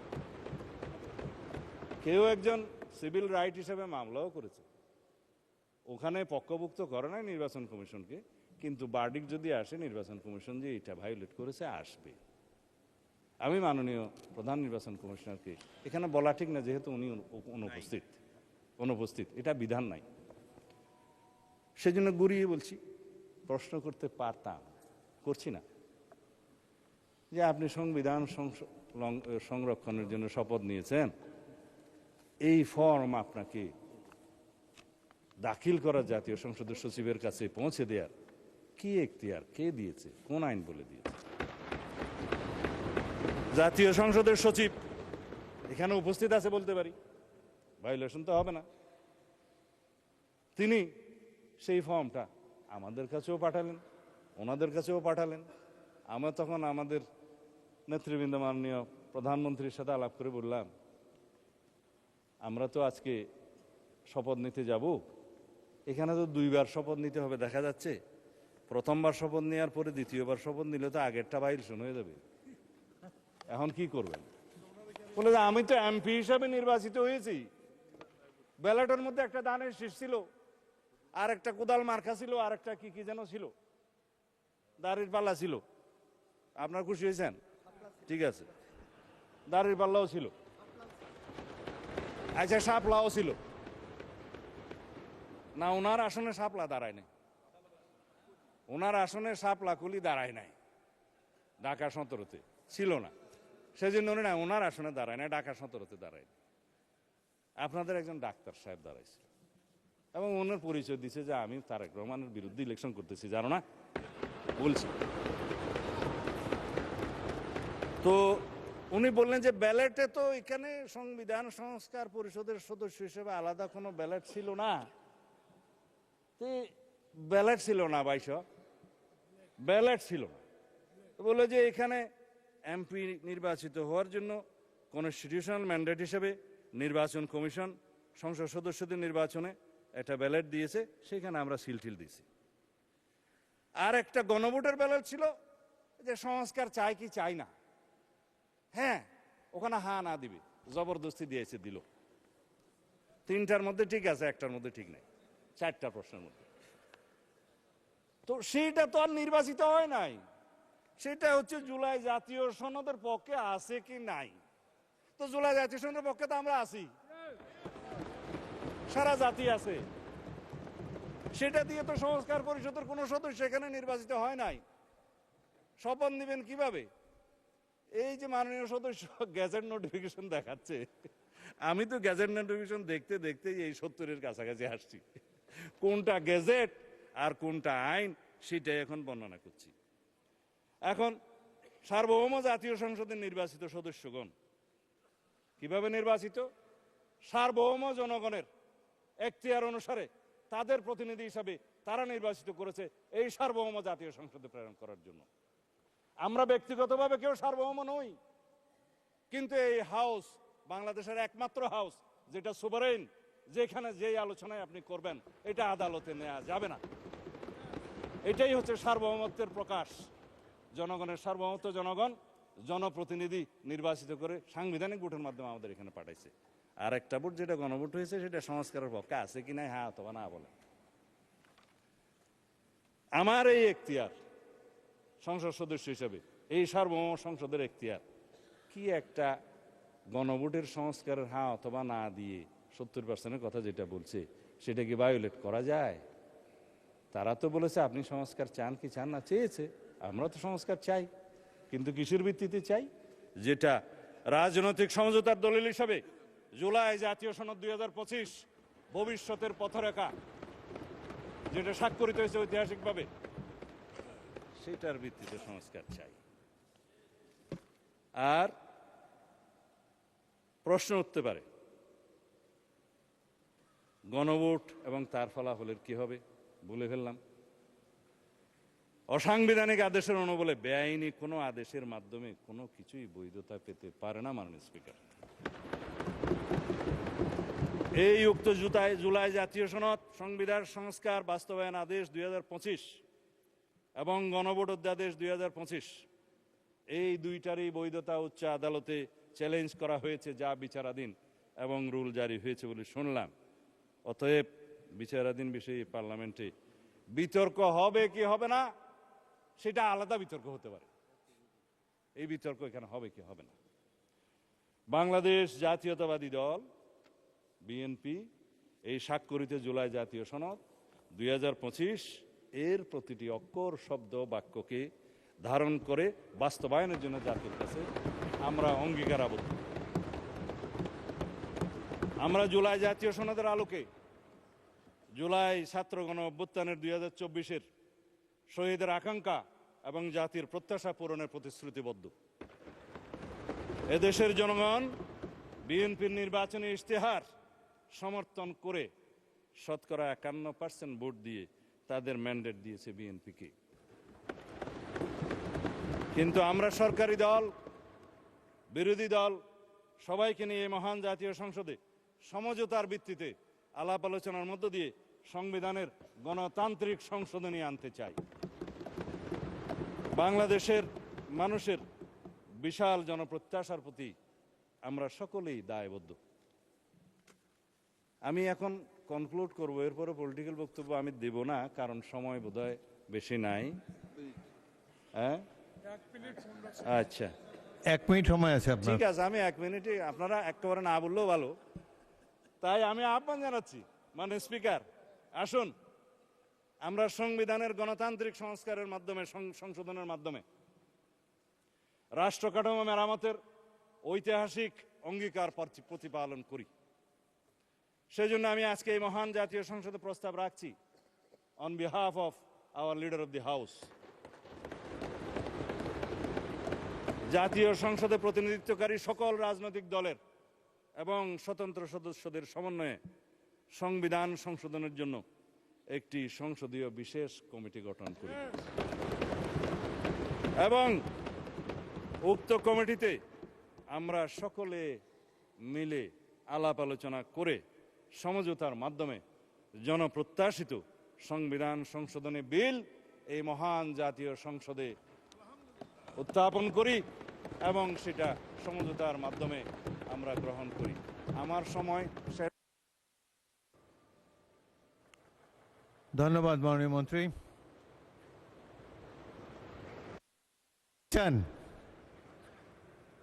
ধন্যবাদ মাননীয় মন্ত্রী। এখন আমি বিরোধী দলের নেতা তার বক্তব্য রাখার জন্য অনুরোধ করছি।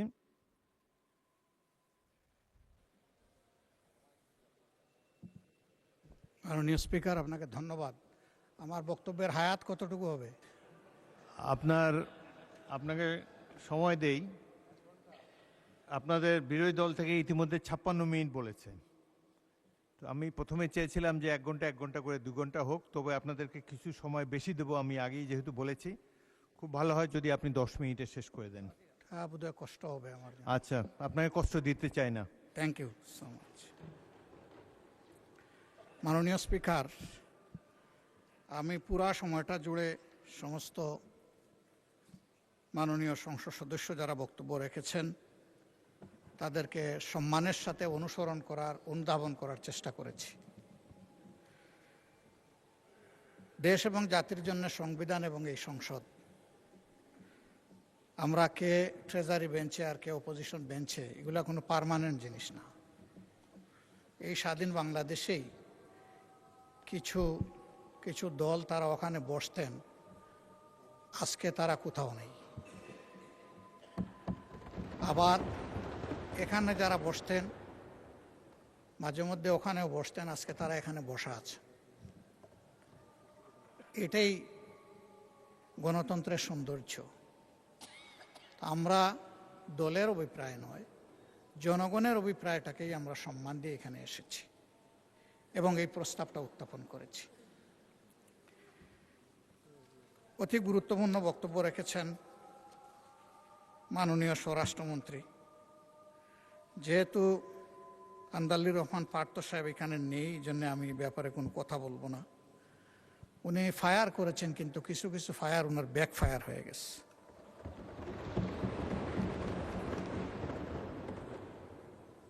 জনাব সালাউদ্দিন আহমদ সাহেব অত্যন্ত বিজ্ঞ লোক। আমি যতদূর জানি তিনি আইনের ছাত্র ছিলেন। আর আমরা ফেসিবাদী আমলে দফায় দফায় সেই আইনের নামেই আমরা ফেসিবাদের ভিকটিম হয়েছি।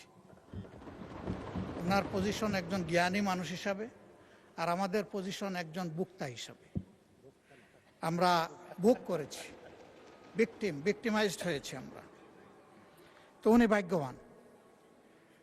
না, আপনিও আরো বড় ভিকটিম হয়েছেন, এটাও আমি স্বীকার করি। আমি সবসময় স্বীকার করি যার যেখানে যে অবদান। তিনি 73 সালের পরে অর্ডার যে আইন নয় সেইটার উল্লেখ করেছেন, কিন্তু এরপরে বহু অর্ডারও, বহু অধ্যাদেশ, বহু আদেশ আইনের রূপ নিয়েছে। আজকে যদি সেই সমস্ত সম্মানিত ব্যক্তিদের সম্পর্কে কথা বলি, তারা আজকে দুনিয়ায় নেই। অনেককেই আমরা অন্তর থেকে গভীরভাবে শ্রদ্ধা করি, তাদের প্রতি অশ্রদ্ধা হবে। আমি সেই জায়গায় ফিরে যেতে চাই না। আবারও বলবো, সংবিধান এবং আইন মানুষের জন্য, আইন কিংবা সংবিধানের জন্য জনগণ নয়। এই জিনিসটা আমরা খেয়াল রাখলে ভালো হতো। ব্যক্তিগতভাবে আমি বিশ্বাস করি যে এখানে যারা এসেছেন তারা জনগণের মধ্যে অতি শ্রদ্ধার পাত্র। কাজেই কাউকে ঠিক হিট করে কথা বলাটা আমি কখনো সমীচীন মনে করি না, আমি সেদিকে যাব না। আমাদের জনাব সালাউদ্দিন আহমদ সাহেব বলেছেন যে আদেশটা দেওয়া হয়েছে, এইটা একটা অন্তহীন প্রতারণা করা হয়েছে। কে করেছে? ইন্টারিম গভর্নমেন্ট এবং প্রেসিডেন্ট মিলে করেছেন। তো এইটা তো জুলাইয়ের 13 তারিখ হয়েছে, নভেম্বরের 13 তারিখ হয়েছে, আর ভোট হয়েছে 26 সালের 12 ফেব্রুয়ারি। দীর্ঘ সময় মাঝখানে ছিল। আমরা প্রথমে দাবি করেছিলাম গণভোটটি আগে হোক এবং সংসদ নির্বাচন পরে হোক, কিন্তু বিএনপির দাবির কারণে একই দিনে হওয়ার কারণে ওনাদের গণভোট এবং সংসদ নির্বাচনের দাবিটা সরকার গ্রহণ করার কারণে ওনারা ফরমালি সরকারকে অভিনন্দন জানিয়েছে। তাহলে গণভোটটা তো ওনাদেরও দাবি ছিল। গণভোটে কি কি বিষয় অন্তর্ভুক্ত হবে তা কিন্তু আগেই তাদের ওয়েবসাইটে প্রচার করা হয়েছে। নির্বাচন কমিশন এটা করেছে যথেষ্ট সময় দিয়ে। আমরা দেখেছি, সরকারি দলও এটা দেখার কথা। এই সব কিছু দেখে শুনেও যদি আমিও বলি, মাননীয় প্রধানমন্ত্রীও বলেন যে সবাই গণভোটে হা বলুন, তাহলে আমরা দুষ্টা করলাম কোথায় আর আমাদের মধ্যে ভাগটা হলো কোথায়? আমরা তো এক হয়েই করেছি। আমরা আমাদের জায়গায় আছি, আমরা জায়গা পরিবর্তন করি নাই। আমি ধন্যবাদ জানাই জনাব সালাউদ্দিন আহমদ সাহেবকে। উনি বলেছেন যে উনিই দাবিটা প্রথম করেছিলেন। জনগণ কি চায় সেটা আমরা জনগণের কাছে ছেড়ে দিই। যদি বেশিরভাগ জনগণ এটা সমর্থন করে তাহলে আমরা এটা সবাই মানব। বেশিরভাগ জনগণ সমর্থন করেছে, এখন এটা মানার প্রশ্ন। যদি আমরা অসাংবিধানিক বলি, আবারও বলবো অতীতের অনেক গণভোট নিয়ে প্রশ্ন উঠবে, আমি সেদিকে যাব না। অসাংবিধানিক বা সংবিধান বহির্ভূত অনেক কাজই তো হয়ে গেছে, সবাই মিলেই তো করলাম। তো সেই জায়গায় তো আমরা কোনো আপত্তি করলাম না। কেন করলাম না? এটা দেশ এবং জনগণের জন্য প্রয়োজন ছিল। সেই জায়গায় যদি না করি, এই জায়গায় তারা যদি এই সপোর্টটা নিয়ে আজকে এই সংকট তৈরি না করতেন, এখানে এটা আলোচনারই দরকার ছিল না। এই সময় নষ্ট করার দরকার ছিল না। এই মহান পার্লামেন্টের, এই মহান সংসদের এই সময়টা তো আমরা ব্যয় করছি এই কারণে যে ওই কাজটা হয়নি বলে। এই জন্যেই আমরা চেয়েছিলাম যে এই অধিবেশন কিভাবে ডাকা যায়, কখন ডাকা যায় তার উপরে আলোচনা হোক। আলোচনা অনেক হয়েছে, পক্ষে বিপক্ষে, মেরিট ডিমেরিট অনেক এসেছে। আসার শেষ প্রান্তে এসে আমাদের সম্মানিত সদস্য এবং স্বরাষ্ট্রমন্ত্রী বলেছেন যে সংস্কার পরিষদের মেম্বার হিসাবে আমরা যে নির্বাচিত হচ্ছি এর জন্য কোনো ব্যালট ছিল না। আমি বলবো ব্যালট ছিল। গণভোটের ব্যালটটাই সেই ব্যালট, এবং যে আদেশ বলে গেজেট হয়েছে ওখানে পরিষ্কার লেখা ছিল যে এই নির্বাচনে যারা সংসদ সদস্য হিসাবে নির্বাচিত হবেন তারা একই সাথে সংস্কার পরিষদের সদস্য হিসাবেও বিবেচিত। আমি মনে করি যে আজকে তো আমরা একটা ছোট অংশ, বিশাল অংশ জুড়ে ট্রেজারি বেঞ্চ, এবং এখানে অনেক অভিজ্ঞ পার্লামেন্টারিয়ান আছে।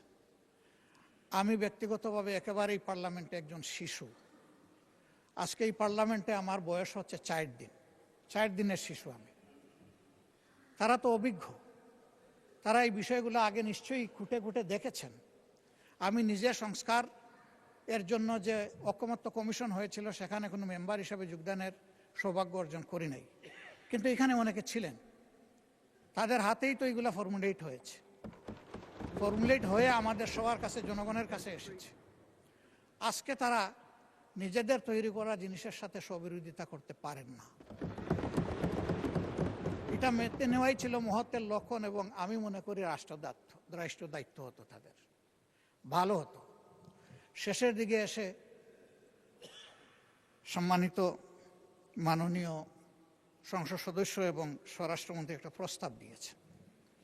আজকে পুরা আলোচনাটা হচ্ছে সংস্কারের উপর, সংস্কার পরিষদের উপর, এর সভা আহ্বানের উপর। তিনি যদি ভালো হতো এরকম করে একটা প্রস্তাব দিতেন যে এই সংস্কার নিয়ে যে আলোচনা হলো তাকে একটা জায়গায় পৌঁছানোর জন্য আসুন আমরা একটা বিশেষ কমিটি করি, তাহলে that could be matter of consideration. আমরা এটাকে ইতিবাচকভাবে দেখতে পারি, কারণ আমরা সংকট তৈরির জন্য তো এখানে আসিনি, দেশের মানুষের সংকট নিরসনের জন্য এখানে এসেছি। আমরা প্রথম দিনই মাননীয়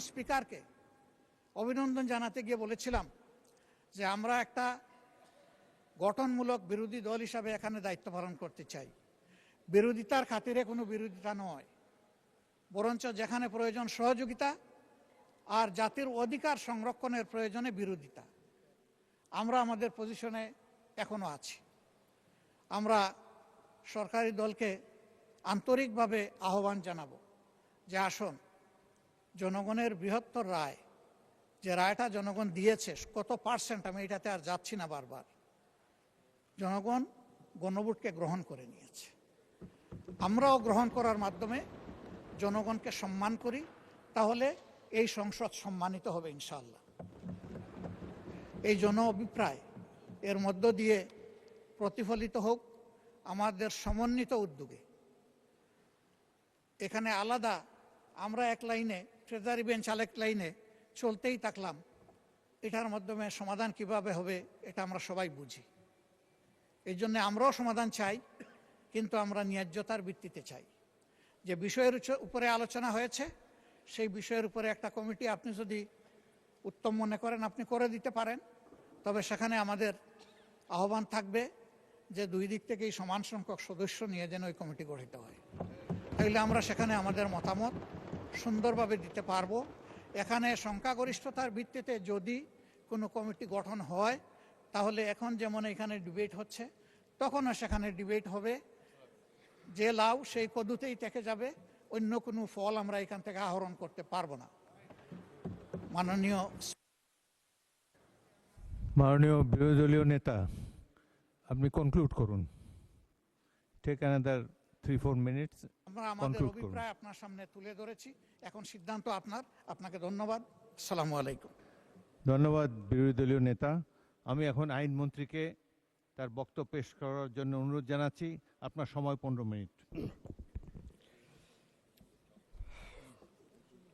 মাননীয় স্পিকার, গত কয়েকদিন ধরে সোশ্যাল মিডিয়ায় এবং আজকে সংসদে বসে মাননীয় বিরোধী দলীয় নেতাদের, বিরোধী দলের সদস্যদের সংবিধান, আইন, রাজনীতি, আন্দোলন, অভ্যুত্থান, বিপ্লব সম্পর্কে যে কথাগুলো শুনছি, আর মনে হচ্ছে আমার 30 বছরের পেশাগত জীবনের শিক্ষা, আমার 30 বছরের আইনজীবী হিসেবে যে অভিজ্ঞতা, তাকে সব মিছে, সবই ভুল, সবই কি মিথ্যে, এইটা মনে হচ্ছে। কিছুক্ষণের মধ্যেই আমার সম্বিত ফিরে আসার পরে মনে হলো বিরোধী দলের মাননীয় সদস্যরা, ওনারা জানেনই না ওনাদের কিসের উপরে আন্দোলন বক্তব্য রাখছেন। ওনাদের প্রথম বক্তব্য, ওনারা সংবিধান মানেন না, অথচ আজকের যে প্রশ্ন, 10 ধারার প্রশ্নের প্রথম কথাই বলা আছে, সংসদ সদস্য নির্বাচনের ফল ঘোষিত হওয়া 30 পঞ্জিকা দিবসের মধ্যে যে পদ্ধতিতে জাতীয় সংসদের প্রথম অধিবেশন আহ্বান করা হয়েছে, সেই পদ্ধতি অনুসরণ করে ওই পদ্ধতিটা হলো সাংবিধানিক পদ্ধতি। একদিকে বলবেন 72-এর সংবিধান মানবেন না, আর একদিকে পদ্ধতি নেবেন সাংবিধানিক পদ্ধতি। মাননীয় স্পিকার, আজকে আমার বিরোধী দলের সদস্যরা যে বক্তব্য দিচ্ছেন, যে শপথ নিয়েছেন, সেই শপথ নিয়েছেন, নির্বাচিত হয়েছেন ওই সংবিধানের আলোকে।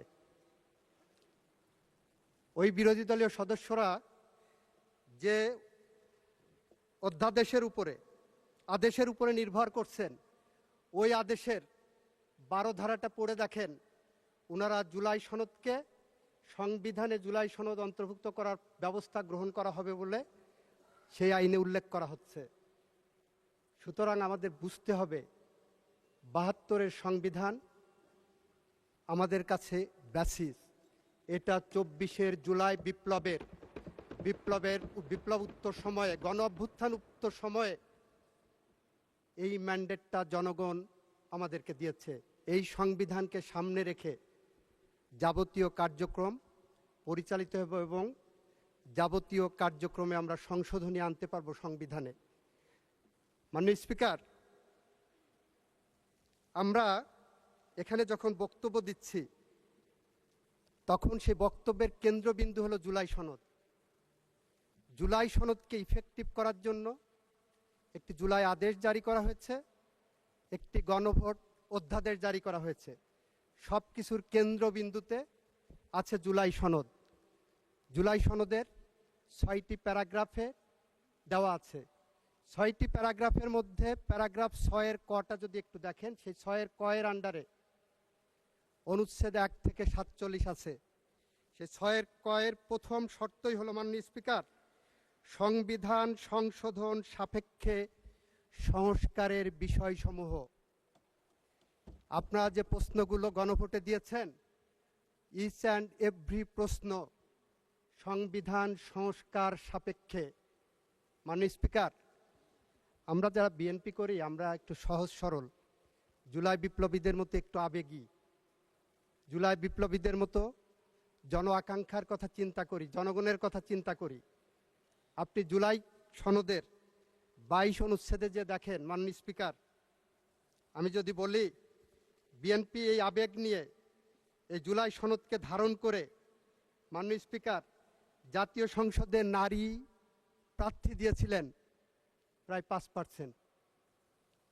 এই সনদে 22-এ বলা আছে, যদি আমি এইভাবে বলি, জুলাই জাতীয় সনদ 2025 স্বাক্ষরের পরবর্তী সাধারণ নির্বাচনে প্রতিটি রাজনৈতিক দল বিদ্যমান 300 সংসদীয় আসনের জন্য প্রার্থী মনোনয়নের ক্ষেত্রে কমপক্ষে 5% নারী প্রার্থী মনোনয়ন দিবে, তবে এটি সংবিধানে উল্লেখ করা হবে না। মাননীয় স্পিকার, আমরা ওই যে জুলাই সনদকে ধারণ করি বুকে, আমাদের রক্ত প্রবাহে জুলাই সনদ মিশে আছে, সেইটাকে ধারণ করেই বিএনপি নারী প্রার্থীকে দিয়েছিলেন। ওনারা জুলাই সনদ বলছেন, জুলাই সনদ বলতে বলতে ওনাদের মুখে ফেনা উঠে যাচ্ছে। এইটা স্বাক্ষরের পরে যে নির্বাচন গেছে, সেই নির্বাচনে একজন নারী প্রতিনিধিকে ওনারা মনোনয়ন দেননি। মাননীয় স্পিকার, মাননীয় স্পিকার, জুলাই সনদের 23 অনুচ্ছেদে দেখেন, 23 অনুচ্ছেদে বলা আছে, ডেপুটি স্পিকার পদে বিরোধী দলের থেকে, এই যে দেওয়া আছে, আপনি পড়েন। আপনি মাননীয় স্পিকার, জুলাই সনদের 23 অনুচ্ছেদে বলা আছে, আপনি আমাকে অ্যাড্রেস করেন, মাননীয় স্পিকার, 23 অনুচ্ছেদে বলা আছে বিরোধী দলের থেকে ডেপুটি স্পিকার দেওয়া হবে। আমাদের মাননীয় প্রধানমন্ত্রী, আমাদের সংসদীয় দলের নেতা জুলাই সনদকে বুকে ধারণ করেছেন, চেতনায় ধারণ করেছেন, আর করেছেন বলেই ডেপুটি স্পিকার পদটি তাদেরকে অফার করা হয়েছিল। মাননীয় স্পিকার, ওনারা জুলাই সনদ ধারণ করেননি, ডেপুটি স্পিকার পদ ওনারা নেননি। মাননীয় স্পিকার, মাননীয় স্পিকার, ওনারা প্রশ্ন তুলেছেন জুলাই সনদ না 72-এর সংবিধান, জুলাই সনদ না সংবিধান। মাননীয় স্পিকার, আমাদের 1972 সালের যে সংবিধানের আলোকে এই সংসদ রচিত হয়েছে, গঠিত হয়েছে, সেই 72-এর সংবিধানের সাথে বাংলাদেশের লাখো শহীদের রক্তের ঋণ জড়িয়ে আছে। সেই সংবিধানের সাথে লাখো মামুনের ইজ্জত এবং সম্ভ্রম জড়িয়ে আছে। এই সংবিধান যতবার সংশোধন হয়েছে, সেই সংশোধনের মধ্যে 72 থেকে 75 পর্যন্ত একদলীয় শাসনামলে প্রায় 30,000 বিরোধী রাজনৈতিক কর্মীদের হত্যার রক্ত জড়িয়ে আছে। এই সংবিধানে এমন সংশোধনী আছে যেটা পৃথিবীর ইতিহাসে অত্যন্ত বিরল। পৃথিবীর ইতিহাসে, মাননীয় স্পিকার,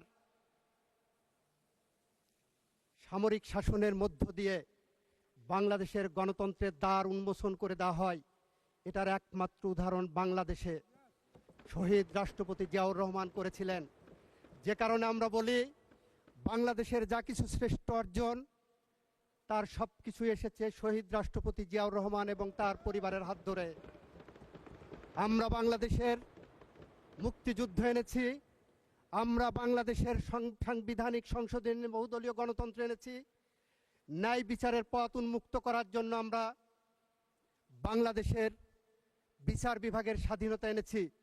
আমরা 82 থেকে 90 পর্যন্ত বেগম খালেদা জিয়ার নেতৃত্বে জাফর, জয়নাল, দীপালি সাহা, কাঞ্চন, রাউফুন, বসুনিয়া, শাহজাহান, সিরাজ, জেহাদ, নূর হোসেন, ডাক্তার শামসুল আলম খান মিলনের রক্তের বিনিময়ে আমরা 90 সালের যে গণ অভ্যুত্থান ঘটিয়েছিলাম, তার প্রেক্ষিতে মাননীয় স্পিকার, 91 সালে যে পার্লামেন্ট এসেছিল, সেই পার্লামেন্টে আমাদের মাননীয় প্রধানমন্ত্রী, আমাদের প্রয়াত নেত্রী বেগম খালেদা জিয়া বাংলাদেশের সংসদীয় গণতন্ত্র এনেছিলেন, যার কারণে আজকে ওনারা এক্সারসাইজটা করতে পারছেন। মাননীয়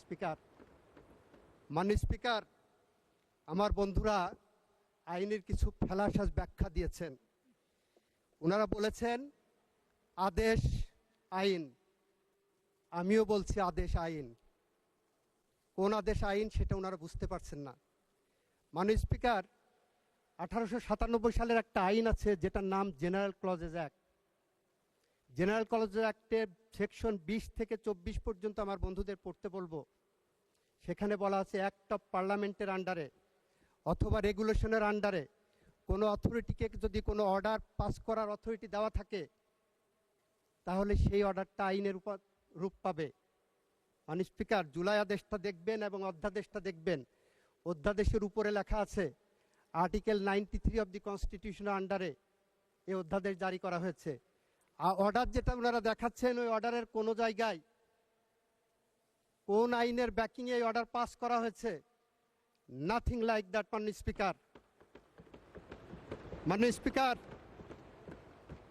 190 বছরের ব্রিটিশ শাসনের বিরুদ্ধে রাজনৈতিক সমঝোতার ভিত্তিতে 1947 সালে ভারত পাকিস্তান স্বাধীন হয়েছিল, বিভক্ত হয়েছিল। সমঝোতার ভিত্তিতে ভারত রাষ্ট্র পরিচালনা করেছিলেন। 3 বছর পরে তারা সংবিধান পেয়েছিল। সমঝোতার ভিত্তিতে পাকিস্তান 9 বছর পরে সংবিধান রচনা করতে পেরেছিলেন। আমাদের 24-এর সমঝোতার দলিল হলো আমরা এই সংবিধানের পথ ধরে হেঁটে যাব, এই সংবিধান সংশোধন করব। কোন কোন জায়গায় সংশোধন করব সেটা আমরা জুলাই সনদের মধ্যে ধারণ করেছি। মাননীয় স্পিকার, জুলাই সনদের মধ্যে যেভাবে সংবিধান সংশোধনের কথা বলা আছে সেটা একটু আপনাকে পড়ে শোনাই মাননীয় সদস্যদের জন্য। জুলাই সনদের 17 নম্বর অনুচ্ছেদে যদি যাই মাননীয় স্পিকার, সেখানে কি বলা আছে? 17 নম্বর অনুচ্ছেদে বলা হচ্ছে আইনসভা গঠন হবে। সেখানে নোট অফ ডিসেন্ট দেওয়া ছিল আমাদের বিএনপির পক্ষ থেকে। নোট অফ ডিসেন্টে বলা হচ্ছে অবশ্য কোনো রাজনৈতিক দল বা জোট তাদের নির্বাচন ইশতেহারে উল্লেখপূর্বক যদি জনগণের ম্যান্ডেট লাভ করে, তাহলে তারা সেই মতে ব্যবস্থা গ্রহণ করবে। মাননীয় স্পিকার, আমাদের ম্যান্ডেট সুস্পষ্ট আছে। আমাদের নির্বাচন ইশতেহার অনুসারে আমরা জুলাই সনদকে একসাথে পড়ে আমরা এগিয়ে যাব। সংবিধানকে সামনে রেখে সংবিধান আমরা সংশোধন করতে বদ্ধপরিকর। মাননীয় স্পিকার, আমাদের এখানে অনেকেই বলেছেন গণ অভ্যুত্থান নয়, এটাকে বিপ্লব ডাকতে হবে। মাননীয় স্পিকার, জুলাই সনদের 38 নম্বর পেজের আপনাদেরকে দৃষ্টি আকর্ষণ করছি। আপনারা জুলাই সনদ বলতে বলতে মুখে ফেনা উঠে যাচ্ছে। এখানে 1 নম্বর প্যারাগ্রাফেই অঙ্গীকারনামার 1 নম্বর প্যারাগ্রাফে বলা হচ্ছে 2024 সালের জুলাই আগস্টের গণ অভ্যুত্থান। আপনারা ভালো করে দেখেননি কেন আমি হবস, লক্স, রুশোর কথা বলেছিলাম? মাননীয় স্পিকার, আইন হলো একটি সামাজিক চুক্তি। ষষ্ঠদশ এবং ষোড়শ শতাব্দীতে সুইস দার্শনিক রুশো, ব্রিটিশ দার্শনিক লক, হবস বলেছেন মানুষ কিভাবে শাসিত হবে, কিভাবে চলবে, তারা নিজেরা সামাজিক চুক্তির মাধ্যমে নির্ধারিত করবেন। সেই সামাজিক চুক্তির ফরম্যাট হলো এই যে সংসদে বসেছি আমরা, এই যে আমাদের গঠনতন্ত্র সংবিধান, এইটাই আমাদের সেই সামাজিক চুক্তি। মাননীয় স্পিকার, আপনার দৃষ্টি আকর্ষণ করে বলছি 1972 সালে 1971 সালে 9 মাস রক্তক্ষয়ী সংঘর্ষ হয়েছিল। 72-এর যে সংবিধান, যুদ্ধোত্তর বাংলাদেশের সেই সংবিধান কিন্তু কোনো বাংলাদেশের পার্লামেন্টে রচিত হয়নি। বাংলাদেশের বিজয়ী জনগোষ্ঠী নির্ধারণ করেছিলেন যে 70-এর নির্বাচনে পাকিস্তানি সংবিধানের আন্ডারে যারা নির্বাচিত হয়েছিলেন তারা বসে একটি সংবিধান পরিষদ গঠন করবেন। সেই সংবিধানের আলোকেই সেইভাবে আমরা সংবিধান রচিত করেছি। আমাদের 24-এর গণ অভ্যুত্থানের এই বিষয়টাকে, 24-এর জুলাই সনদটাকে আপনারা বড়জোর তুলনা করতে পারেন 90-এর গণ অভ্যুত্থানের তিন জোটের রূপরেখার সাথে। তিন জোটের রূপরেখায় ছিল এরশাদের পতনের পরে প্রধান বিচারপতি রিজাইন করে এসে উনি অস্থায়ী রাষ্ট্রপতি হবেন। তিন জোটের রূপরেখায় ছিল উনি প্রধান বিচারপতি পদে ফেরত যাবেন। তিন জোটের রূপরেখায় ছিল বাংলাদেশ পার্লামেন্টারি ফর্ম অফ গভর্নমেন্টে যাবে। ইয়েস, ইট ইজ বিএনপি যে তার রাজনৈতিক অঙ্গীকার রক্ষা করে 1991 সালের পার্লামেন্টের পরে জাতীয় সংসদে সংশোধনী এনেছেন। মাননীয় স্পিকার, আমরা আপনার সামনে বলতে চাচ্ছি, আপনার মাধ্যমে সংসদকে বলতে চাচ্ছি, আমরা যেমন জাফর, জয়নাল, জিপাল শাহ, কাঞ্চন, রাউফুন, বসুনিয়া রক্তের কাছে ঋণী, আমরা যেমন 72 থেকে 75 আসাদ, বাচ্চু, মাসুদ হারুনের কাছে ঋণী, আমরা যখন 24-এর গণ অভ্যুত্থানের আবু সাইদ, মুগ্ধ, আনাস, ওয়াসিমের কাছে ঋণী, ঠিক একইভাবে আমরা এদেশের 30,000-এর মতো পঙ্গু জুলাই যোদ্ধাদের কাছে ঋণী। আমরা বিশ্বাস করি ফ্যাসিস্টদের বিদায়ের জন্য শুধুমাত্র গুটি কয়েক আমাদের মতো রাজনৈতিক কর্মী এখানে আসেনি। ফ্যাসিস্টদের বিদায়ের জন্য দীর্ঘ 17 বছর বাংলাদেশে বিএনপির উপর এবং আপনাদের উপর স্টিম রুলার চলেছে। আপনারা যদি নির্যাতিত মানুষের মুখচ্ছবি খুঁজেন, তাকিয়ে দেখেন আমার পার্লামেন্টের সংসদ নেতা বাংলাদেশের নির্যাতিত মানুষের প্রতিচ্ছবি। মাননীয় স্পিকার, আমার সময় শেষ হয়ে যাচ্ছে। আমি মন্ত্রী হিসাবে আপনার কাছে আরেকটু সময় বাড়িয়ে দেওয়ার জন্য অনুরোধ করছি, কারণ 15 মিনিট সময় দিয়েছেন আমাকে। আমি একটু সময় চাচ্ছি মাননীয় স্পিকার। মাননীয় স্পিকার, আপনি 2 মিনিটের মধ্যে আপনার বক্তব্য শেষ করেন, কারণ বিরোধী দলকে একটু বেশি টাইম দিতে চাই আমি। অলরেডি আপনি 15 মিনিট শেষ হলে 1 ঘন্টা বলা হবে আপনার। আচ্ছা, 3 মিনিট, আর 3 মিনিট বলেন। বিরোধী দলকে একটু বেশি টাইম দেন মাননীয় স্পিকার। বলতে বলতে তো 1 মিনিট, চাইতে চাইতে তো 1 মিনিট চলে গেছে মাননীয় স্পিকার। আচ্ছা, ঠিক আছে, দেন 5 মিনিট। তাহলে বিরোধী দলকে মাত্র আমি 1 মিনিট সময় বেশি দিলাম। মাননীয় স্পিকার,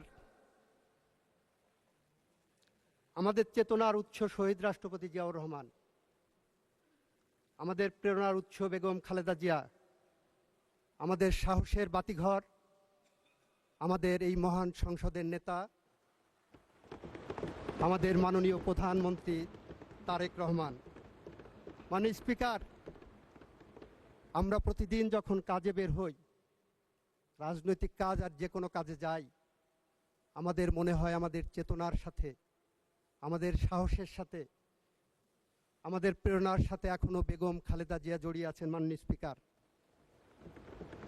আমরা বিশ্বাস করি, আমরা যারা বেগম খালেদা জিয়ার সাথে রাজনীতি করেছি এই বাংলাদেশে, আমরা বিশ্বাস করি বেগম খালেদা জিয়া 7 আসমানের পাশে দাঁড়িয়ে বলছেন, চলে যাওয়া মানে প্রস্থান নয়, বিচ্ছেদ নয়, চলে যাওয়া মানে নয় বন্ধন ছিন্ন করা আর্দ্র রজনী, চলে গেলে আমারও অধিক কিছু থেকে যাবে আমার না থাকা জুড়ে। মাননীয় স্পিকার, সত্যিই তাই। কবি রুদ্র মোহাম্মদ শহীদুল্লাহর মতো বেগম খালেদা জিয়ার এই প্রেরণা আমাদের প্রেরণার উৎস হয়ে আছে। আমরা তাই বলছি, আইনের ভুল ব্যাখ্যা নয়। মাননীয় স্পিকার, আমাদের এক বন্ধু প্রশ্ন করেছেন, যতক্ষণ পর্যন্ত এটা আল্ট্রাভাইরাস ডিক্লেয়ার না হবে ততক্ষণ পর্যন্ত this is a valid law. মাননীয় স্পিকার, এই আদেশ কোনো লই না, এই অধ্যাদেশ it is a colourable exercise, colourable legislation, যেটাকে আইনের ভাষায় বলা হয় this is a fraud on the constitution. This piece of legislations are committed a fraud on the constitution. কনস্টিটিউশনে যে পাওয়ার দেওয়া নাই সেই পাওয়ার এখানে এক্সারসাইজ করা হয়েছে। এই পার্লামেন্ট সার্বভৌম পার্লামেন্ট, এই পার্লামেন্টে কোনোভাবেই কোনো আইন দিয়ে বাধ্য করা যায় না। মাননীয় স্পিকার, আর অর্ডারের ফেট তো বলেছি, সাংবিধানিক কোনো অর্ডার দেওয়ার ক্ষমতা বাংলাদেশ সংবিধানের 4th তফসিলের মাধ্যমে বন্ধ করে দেওয়া হয়েছে। কারণ যখন সংবিধান ছিল না মাননীয় স্পিকার, তখন প্রেসিডেন্ট অর্ডার পাস করতে পারতেন। যখন মার্শাল লর সময় সংবিধান থাকে না, তখন সাসপেন্ডেড থাকলে অর্ডার পাস করতে পারতেন। কিন্তু যখন সংবিধান থাকে, আমাকে প্রশ্ন করা হয়েছে, মাননীয় অ্যাটর্নি জেনারেল, আপনি কোন ক্ষমতা বলে অ্যাটর্নি জেনারেল দায়িত্ব পালন করেছিলেন?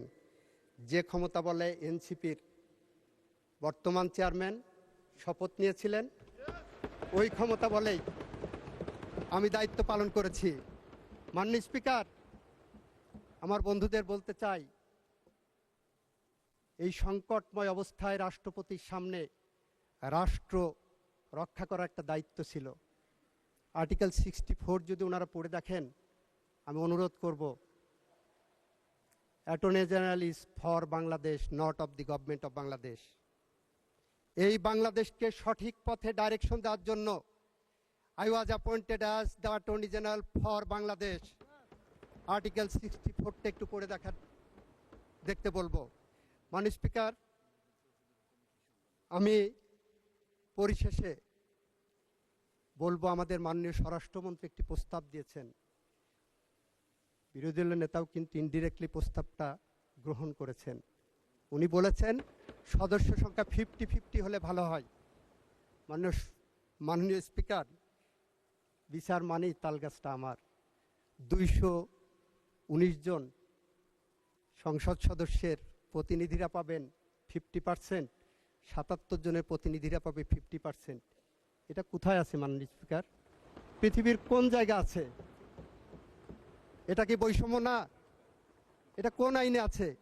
সে কারণে আমি বলবো, আমাদের মাননীয় স্বরাষ্ট্রমন্ত্রী যেটা প্রস্তাব করেছেন, একটি সংসদীয় কমিটি গঠন করার জন্য, বিশেষ কমিটি, সেই কমিটি সংবিধান সংশোধনের জন্য যে বিশেষ কমিটি গঠন করার প্রস্তাব করেছেন, মাননীয় বিরোধী দলীয় নেতাও যেটাকে অ্যাকসেপ্ট করেছেন।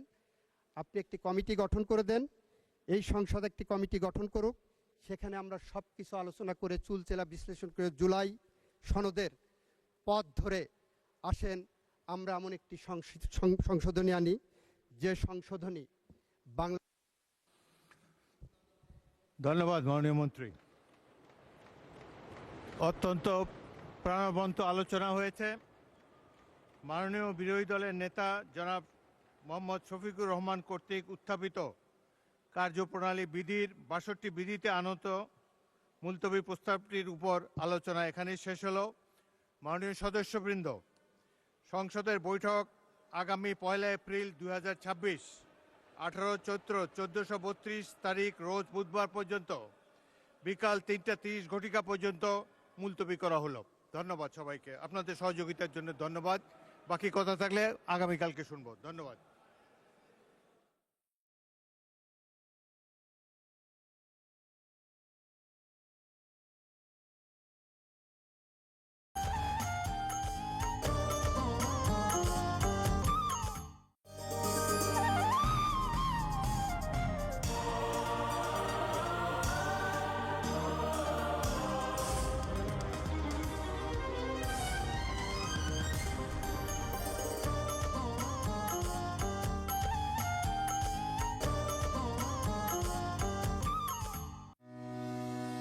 পেট্রোল, অকটেন ও ডিজেল অত্যন্ত দাহ্য পদার্থ।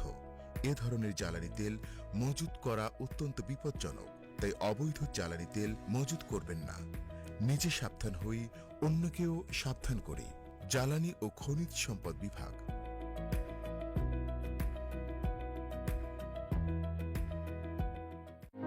কৃষক বাঁচলে বাঁচবে দেশ। গর্ব সুফলা বাংলাদেশ। শস্য, ফসল, মৎস্য ও পশুপালন খাতে 10,000 টাকা পর্যন্ত কৃষি ঋণ সুদসহ মওকুফের সিদ্ধান্ত গ্রহণ করেছে বর্তমান সরকার। এই ঋণ মওকুফ করা হলে আনুমানিক 12 লাখ কৃষক প্রত্যক্ষভাবে